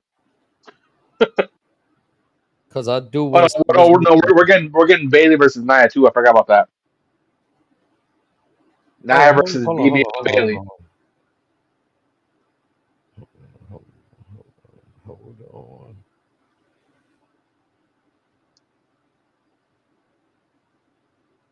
and possibly also LA Knight versus Logan Paul, more than likely. So shit, SummerSlam, what Okay, seven, so eight matches potentially? check this out. I don't know how accurate this is. Y'all can fact check me. I'll be all right. This is from K Side Seats. WWE will tape next Friday's SmackDown after this Friday's live show, according to PW Insider. WWE is touring Japan next Thursday through Saturday. Oh, oh, that's right. I forgot about that. So we got one live, one tape, one live before SummerSlam.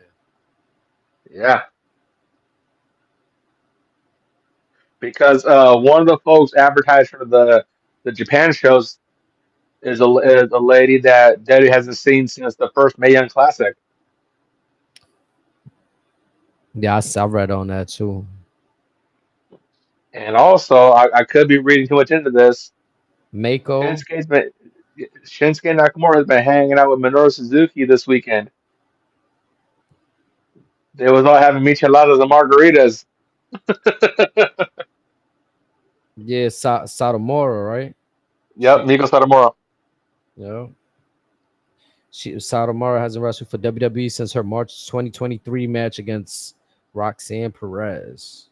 Oh, that's right. She did have a match last year. I thought it was just the Mae Young Classic match.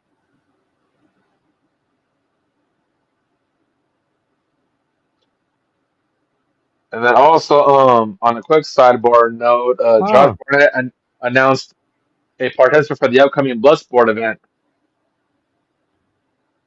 In Bloodsport from NXT, our boy Charlie Dempsey.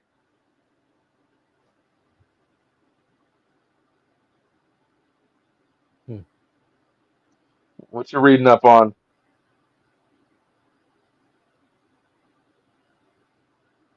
So Dalton Castle was knocked out by a flying knee from Roderick Strong during their match on the latest AEW Collision. Yep, he got knocked out flush. I saw that match. And Dave Meltzer noted the television version of the finish was edited because in the building, this was a complete mess. Yeah, because Rampage and Collision, they're pre-tapes for the most part. Only Dynamite's live.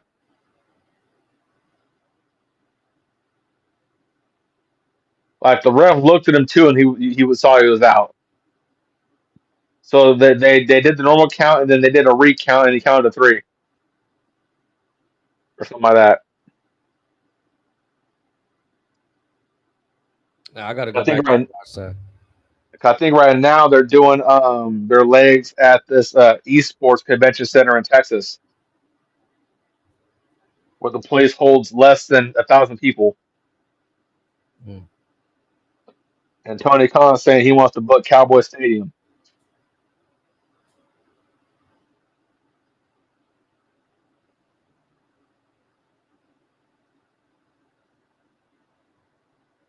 Yeah, I was just reading up on that right there. I mean, it's not really. I was gonna say interesting, I'm but that was the sending you the wrong. Dalton Castle clip right now. Yeah, that's the one that flew over my head. But the Yeah, yeah, I just sent it to you. WWE being taped. That's the one that I'm like, I don't because see it's why they don't just film in Japan. right. Or honestly, I wouldn't be mad if they show footage from them being in Mexico this past weekend.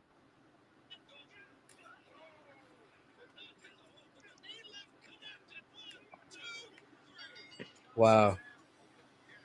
And that's the edited version that's floating around, not what actually happened. But he still told you see these out. Yeah.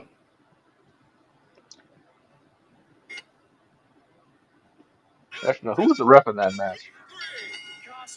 Oh no, it ain't the Eagles that I was thinking. That's a different ref that they got.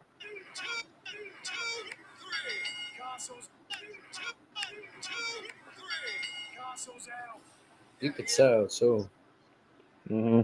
like the way he got his leg hooked, and then the You last see just the finish. way he fell. Yeah.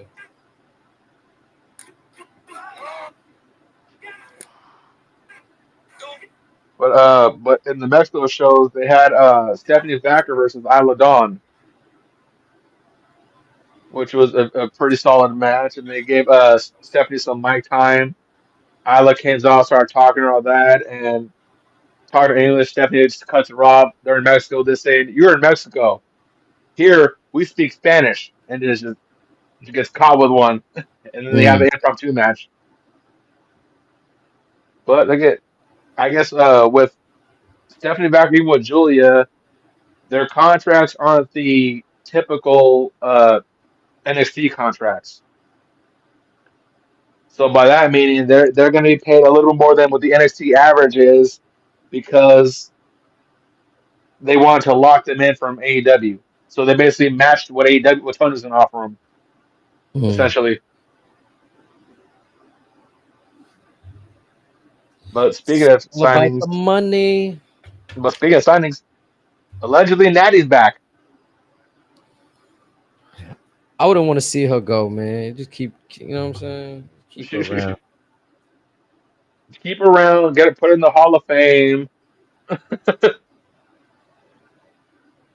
But again, if you count Natty, Julia, and now Stephanie, that's three women Mercedes said was locked in. Mm. And like I said, she saw the stuff from Dynamite and AEW and all that. She see what NXT was doing and probably told Sean, I like this a little bit better. Got to work it out. I Whatever's going to mean, work. would you rather perform in a building that's 20% full or a sold out house? Man, sold our house, and you know we Let's, working. let's just be honest. Yeah. Speaking of sold out house, like I told you earlier, TNA Impact, third consecutive sellout pay per views. Mm. Slammiversary is this weekend. They're trying to get permits to throw in a couple more seats in there. I think TNA good too though, cause they got that element that AEW does their best to fight off, and that's the entertainment value. Like they entertain over in TNA. They're not afraid with having little wacky storylines. Like, you know what I'm saying? Well, Little stuff it's going on nothing they're here and afraid of there. doing. It's just you got to stick with the story longer than 2 weeks, 3 weeks. Got to. You, Production you too, cannot be like what you they've cannot been be afraid of doing, consistency. what they've been doing with Matt Hardy has always been money. Before he came back, after, you know what I'm saying? Like that's the type of shit you want to be able to do with that type of talent. Use And them to their then best Moose has been abilities. on fire for years. Eddie Edwards, Eric Young, PCO, for the most part, the Machine Guns, Be honest Jordan too. Grace. I felt like there was a few times Sting and Darby Allen. I would be expecting something from their promos, and it just felt like, oh, you did, yeah, they're just talking, just with like a you know what I'm saying? Either the black and white tone or just talking with a dark setting. Hmm. but like real cinematic, like getting that bag. I think they did it once with Sting. You know what I'm saying? But Yeah, it was a match with him and Darby. I want to say it was either Wardlow or Hobbs in that match with Starks, and that's when he had they're in that weird warehouse or whatever. Yeah, all the folks with the Sting masks and all that shit. Yeah, it might have been against Team Taz of Starks and Hobbs. yeah, like Now they that I had think about it, opportunity. But yeah, you Raw's gotta be fire. you can't be afraid of consistency. At the end of the day, I mean, everything's gonna have its peaks and valleys, but they've gotten better at it now these last couple of weeks. But again, they show signs of progress before. It's just you just got to stick with them. Even like just the way that WWE presented the VHS tapes. Like there's kids that don't even know what the hell that is unless they parents into collectibles, you know what I'm saying, and teaching them what it was God help like. if it was an 8 track. Yeah. But they making it Or work. yeah, Making it work. We're not even questioning it, like, I don't know. We still question it, but it's just like once we see it, we're just like, okay, okay, I see what you did there. cause it's just like VHS. In my mind, I always wondered why the VHS. It just adds more mystique, I guess.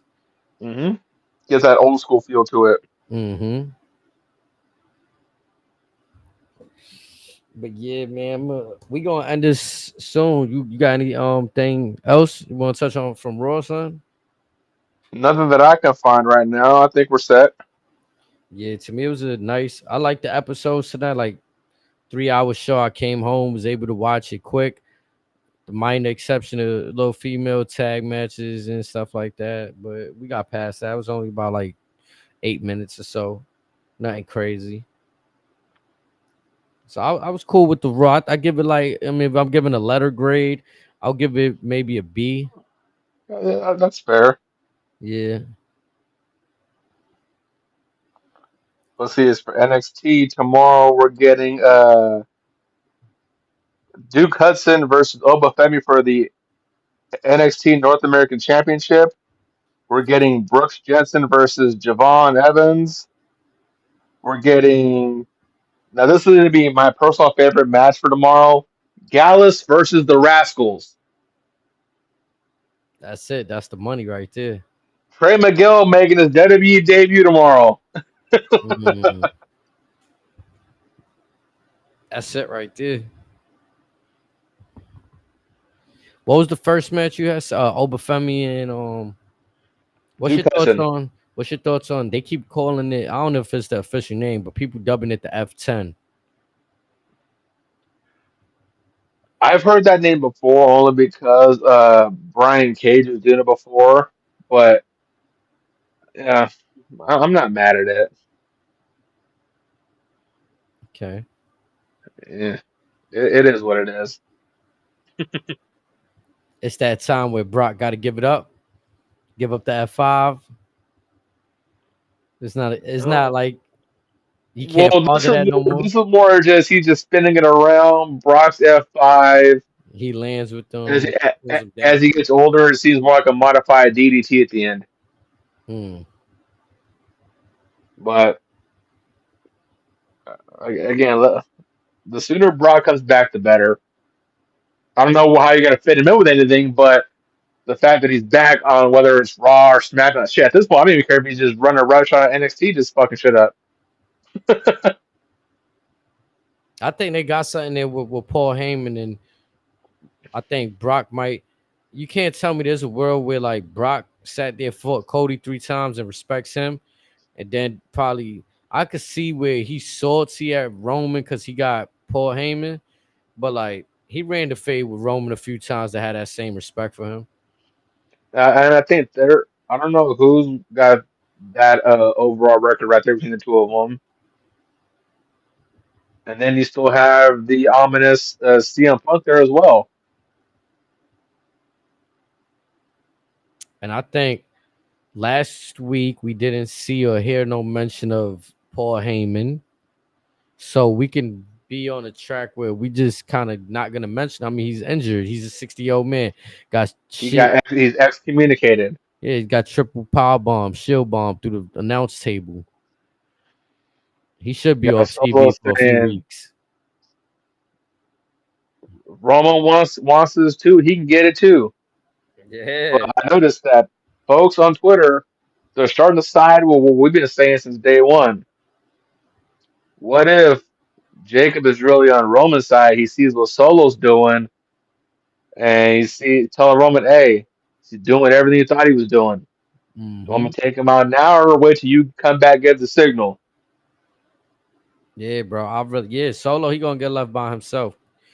Like I think unless they plan on continue, we ain't see no Caesar Sokoa yet. Maybe that's what I'm saying. We haven't seen nothing from that yet. Maybe that's coming up. But does he win the championship and become Caesar?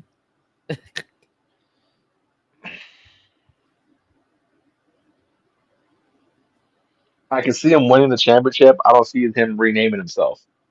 Mm. Well, speaking of renaming, let's touch on what we both saw earlier. If we read it correctly, any person that had a name in WWE can keep that name permanently. Yeah. So if they come into WWE with their name, WWE is gonna have the rights to the trademarks and But when they copyrights. leave, Is it's back. good. Yep, back in their hands.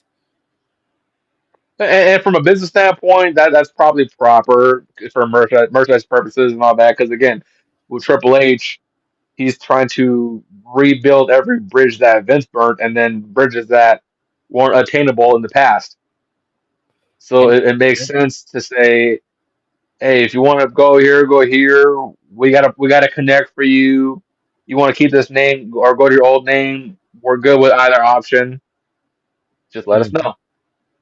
Yeah, because intellectual property is a very funny word. Like, and the way that it's authorized is funny too. You know what I'm saying? The way it should be versus the way it was used in the Vince regime. Right. Because, like you said, possessions, right? 9 tenths of the law. Once you sign things away without a fight, it's kind of like Hmm. in the court of law. You got to watch what you signing, or you got to put up a better. They're gonna just tell you, well, you signed. You put your John Hancock Or just on you. have your lawyer read the damn contract. Hmm. Don't just sign it because you see dollar signs. I mean, I don't know if it has anything to do with Dijak's interview, but he spoke on that too. He spoke about how he couldn't just use Dijak, how he has to be Donovan Dijak because an agreement he made with WWE. So I don't know if that news is changing because of that interview that he had on Busted Open. Well, a part of me still feels like, much like what with the Zelina Vega Twitch stuff earlier, even with the Mandy Rose and the OnlyFans situation, it's like Triple H is going, I got meetings with X, Y, and Z. Let me lock these meetings down because we got stuff in the works. Just give me a little bit of time. But not all folks could be open to said time. They say, no, it's my shit. I want it now. So now is it because I went and reread what I sent you. Hmm. Apparently, WWE will now trademark the name of every new signing, like Ethan Just for Page. example, Julia, Ethan Page, Stephanie Backer, Cody Rhodes. But so now, if it's homegrown talent, I'm assuming that's what WWE is going to keep their own. Like if you were brought up in the NIL NXT system, you came in with no character, and we built all of that for you, I guess we'll have to wait and see for that one. right?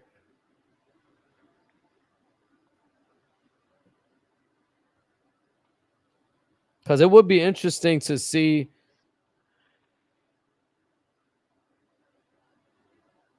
Because like the guy asked in the tweet, so hypothetically, Paul White can be Big Show again.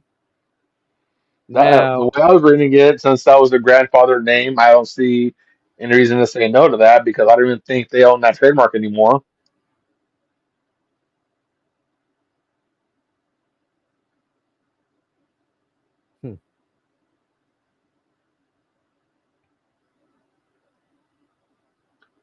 But that's one of those what to wait and see.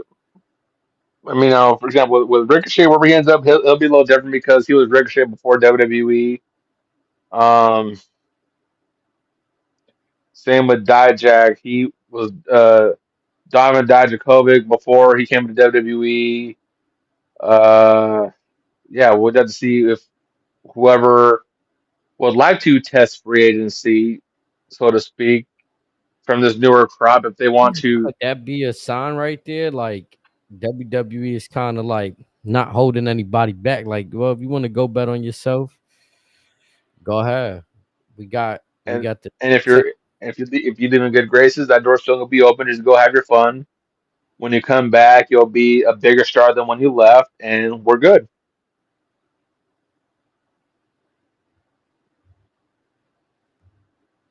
Yeah, because it's a working relationship, right? Like, yeah, WWE gives you the platform to be the like if they made the character for you, gave you the gimmick, but you yourself, you the person that go out there, each and every person that go out there, they got to perform, do that shit good, Mhm. captivate the crowd, get the emotions of the consumers and the fans. So yeah, it's good to see that everybody getting what they deserve in terms of eating. Like it might not be an equal piece of the pie, but it's like a chance to like, well, if you're not getting what you want here, then if you feel you could do something over there, go ahead. And especially with now, you have a possible partnership with Marigold, uh, maybe AAA in Mexico. As we now know, two guys from NXT, they're going to be hosting Noah for their N1 tournament later this summer. Mm, So there's definitely other doors that open to where, again, if you're leaving in on good terms with WWE, there's places that they can go to where, in theory, as where there's they'll still have an eye on you. They'll see physically you put in the work. So that way, when that you have your fun or whatever, and you have a set asking price, Triple H say, "That's cool. How about this much more? We see what you've been doing. You've earned this much more." nah, that makes perfect sense. It's good business. That at least it seems that way to the naked eye. It seems like good business being done right there. As opposed to the other side, which is like you ask whatever you want because you have sort of quote unquote name value, Mm-hmm. and then you have Tony Khan saying you're having the greatest run of your life, a la Adam Copeland, the greatest run of his career. He's out with a broken leg. Crazy.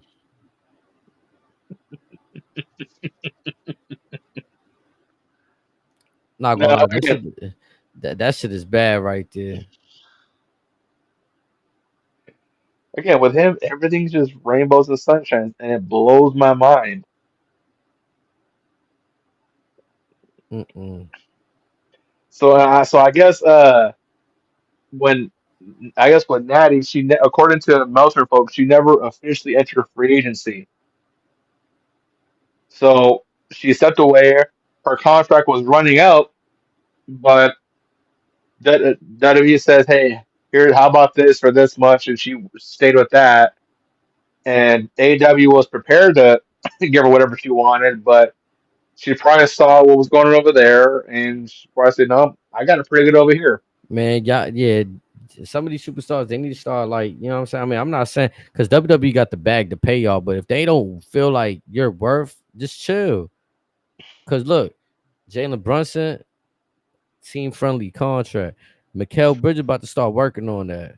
They're about to start working on getting a team right. Like, yeah, they could be getting paid the maxi max. You know what I'm saying? Like, but they working on the team friendly joints. Like Brunson already came over here underpaid. Whatever he extended for, is it we shouldn't even watch that. Now Mikhail, he gonna come through when his extension come. He already said it. He said it. I guarantee you, Tom Brady would not have 6 rings with Bill Belichick if he didn't say no to those big ass contracts. If he got whatever big contract that he probably wanted, that he probably deserved at the time, he wouldn't have had 6 rings with New England. Crazy. Jeter wouldn't have had all them rings with the Yankees. As we're learning to see with Mahomes, who's rumored to follow suit as well, he won't be a dynasty right now. Yeah. Him and So Kelsey. again, like Yeah. You like got the other. bag's always going to be there, but it's like, are you willing to bite this check now, knowing that a bigger check's on the way? Now that's not the same for all folks, and I get that, but again, that separates a quote unquote star from a team player. Do they understand the bigger picture and whatnot? It seems like if you can't get your way, then it just become about the money. Hmm. Got to maximize. I mean, And then the minute it's about the money, in my opinion, it's no longer for the love of the game, which is why you got the first bag in the first place. that's what ultimately though. That's what make like subconsciously you don't even know that you want the bag. You know what I'm saying? Because if you were just happy to be there, some people be happy to be there. Like I was shocked when Jinder Mahal wanted to go, but when I found out his reasoning, like if that was the real, like he wasn't happy with how, know what I mean, his fellow Indians were being portrayed and all that, like, and they just felt like they you know what I mean, they weren't being utilized. But for the most part, it looked like he was just happy to be there. Chilling, Yeah, they had to use him. but also I think in his case, to a degree, one could argue Vince probably overfed his ego because he got fired the first time, came back like getting like a bodybuilder, and that's why Vince put the belt on him. And Vince probably told him he's going to be the big star. He's going to be the guy to push the Indian market, and going to be the guy for the Saudi Arabian market, and the the physical aesthetics were there, but maybe the talent not so much. I'm not gonna lie, I thought he was alright. Like the Colossus, his finisher, everything was Like, alright. Like but again, if you're putting him fast forward to now, when you have Randy Orton, AJ Styles, Roman Reigns, at the time Brock Lesnar, now Cody Rhodes.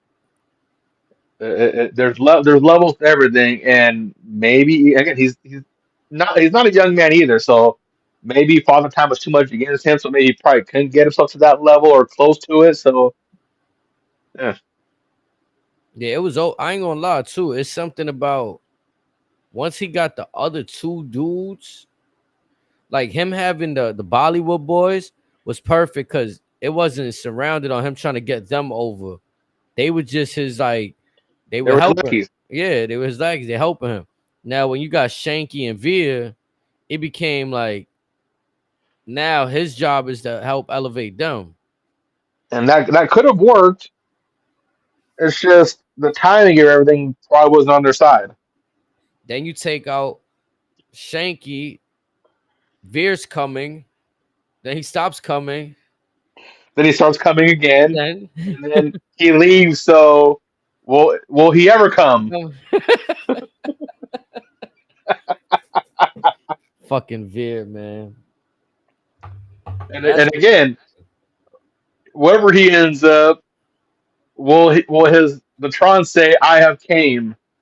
it should that'll be the place would erupt. They would go nuts. I'm telling you. But Nah, again, with him, he's the guy that would fit perfectly in TNA. even that though, right? Like I was sold. I'm like, yeah, now Jinder got credible dudes with him. Like not saying Bollywood boy, but you know what I mean? We seen them on 205 Live. Like we know like they're not gonna walk. They was like J&J security for Seth Rollins, to be honest. But also, Veer Mahan was the first guy in a while where he actually got a vignette. Yeah. Like his We hadn't own, seen like, that in a while. yeah, like a real throwback. Like somebody's pulling. Well, you know, he was coming. He was supposed to come on many occasions.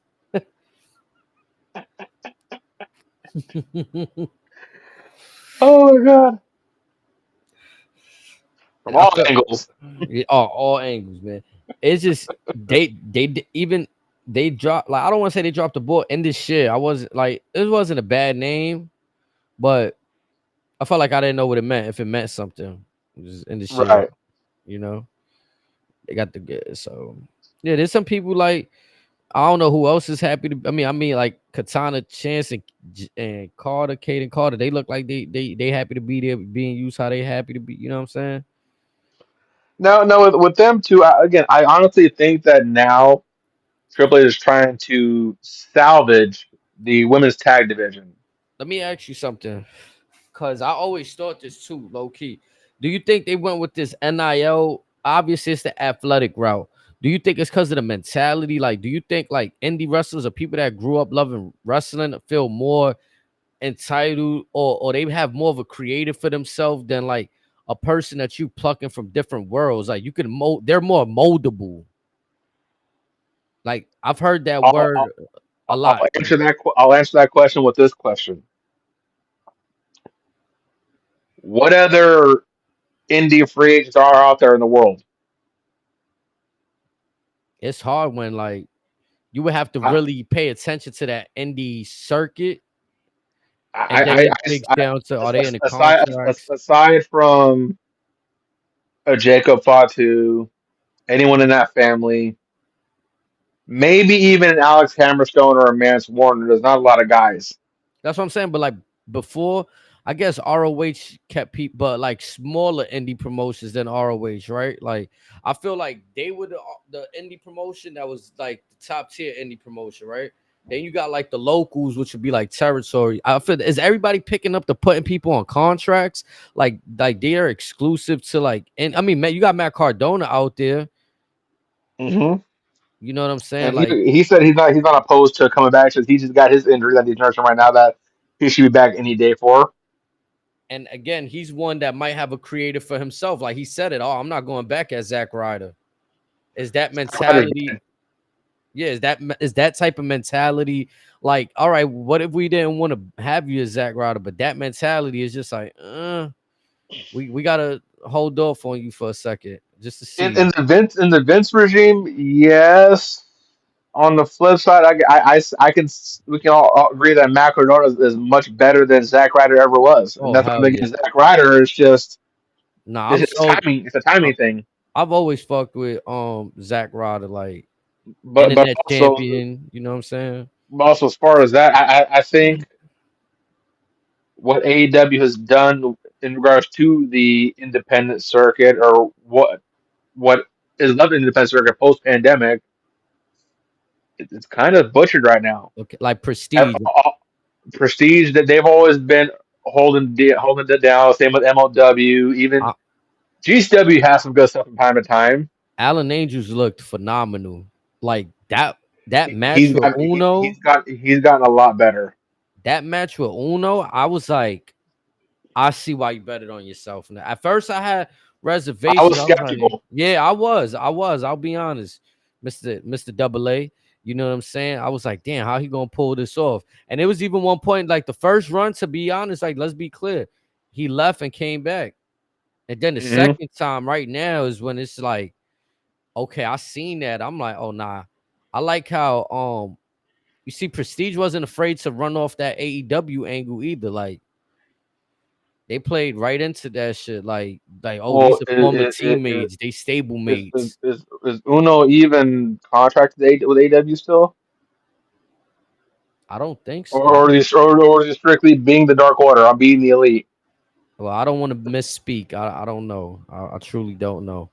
But then All again, you also have what's his name that was riding with him. it was the other one with the long hair that I think left. That I think No, he left. I'm talking about he would have had the beard. Uh, uh, God damn it! That he took the mask off No, no, no, no, no, no, no, no. Fuck. This is gonna bug the shit out of me now. because they had the little stocky dude. I forgot his name right now. John, what was it? John Silver or something? Evil, Allen Angels, 10. When he took his mask off, he was with Roosh.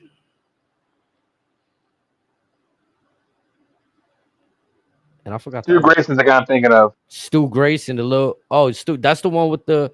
Is that the one with the With long with hair? the beard, bald head and Right. beard. Oh yeah, that's the little stocky one there. He be doing the No, no, little. no. That's John Silver.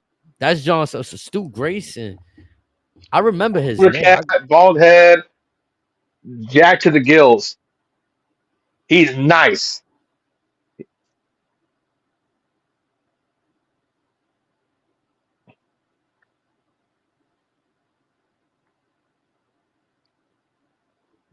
The long hair dude is Preston Vance. Hold on. So Stu Grace. Oh, I was a big fan of him in PWG.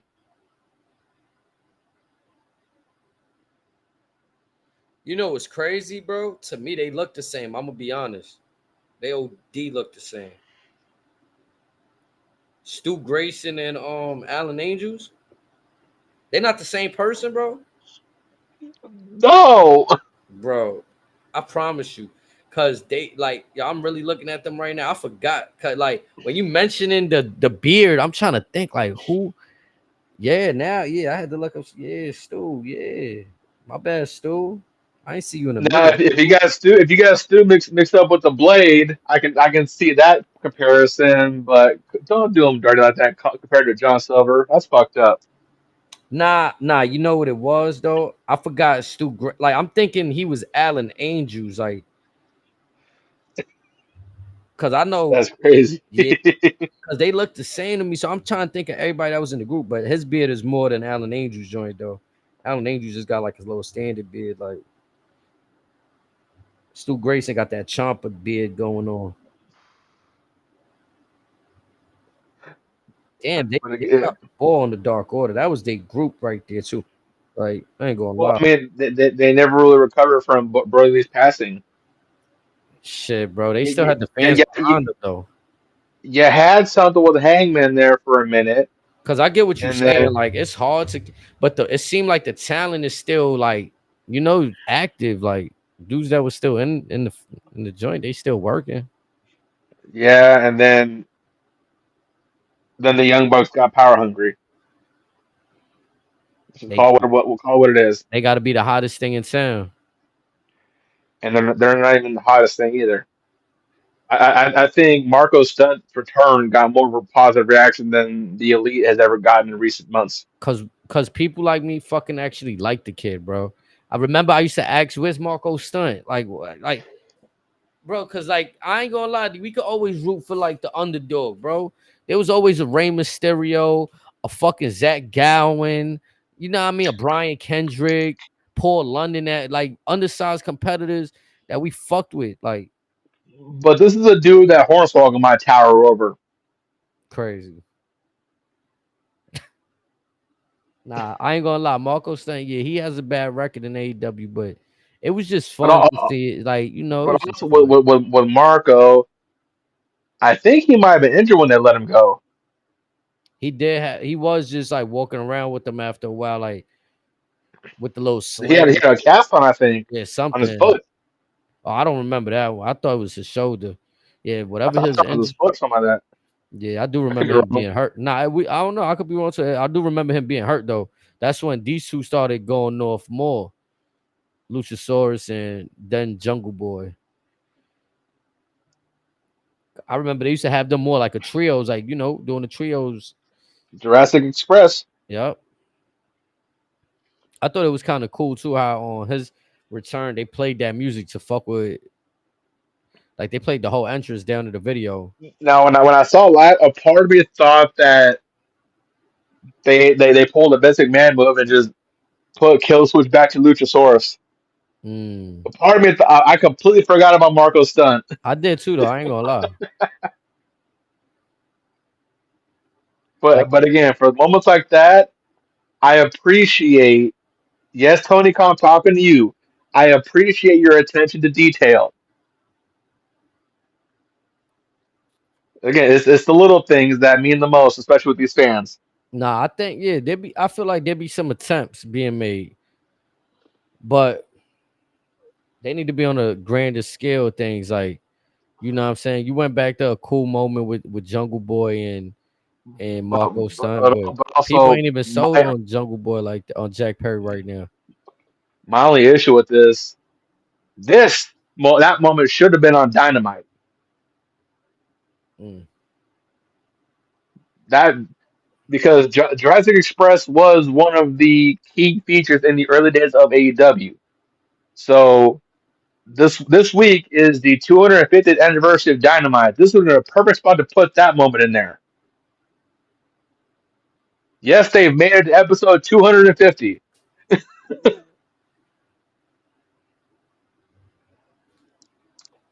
The brothers made it through. and they're less than 40 episodes away from supposedly passing WCW. Mm. Let's get them there first,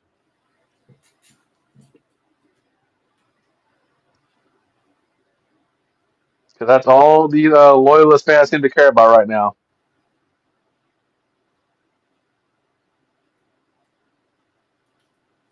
I mean, as long as Tony keep funding out the money for the shows, and as long as the network is going to have them, I don't see them going nowhere.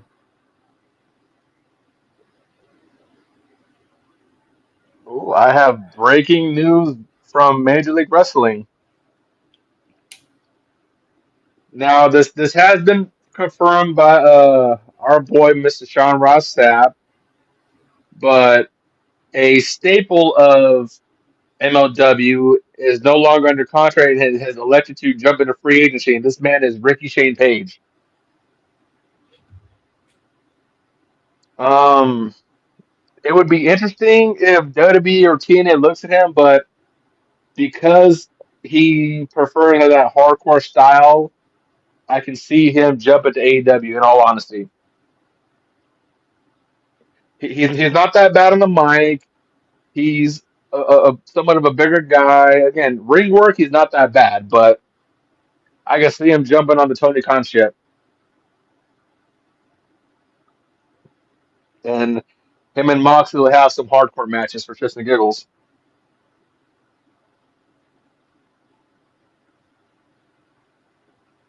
Yeah, I'm looking him up right now.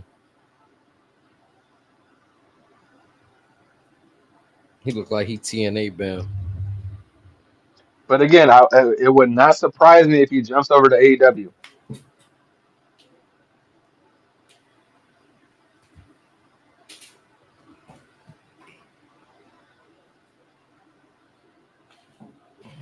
But let me get out of here. I gotta wake up in the morning, finish doing this stuff for the family and stuff. You feel me? Gotcha, gotcha. Yes, sir. Chat. You know we here. I'm gonna see if I got the energy to bring y'all the NXT joint. If not, we could bring it to y'all Wednesday too, though, the next day. But I gotta catch up with that tomorrow. Friday, you know we rocking for sure, Chad. So we here. We back on YouTube. The ban has been lifted. We back on YouTube. We here. Also, I said we got Slammiversary this weekend too. Mm, we are Ne- here. ne- Next week, the G1 kicks off. Lots of going down in these next few days. Business is about to pick up. Yes, sir. Until the next one, chat. Much love. I appreciate y'all being here, raising my brother. Yes, sir. You know it. Let's get it.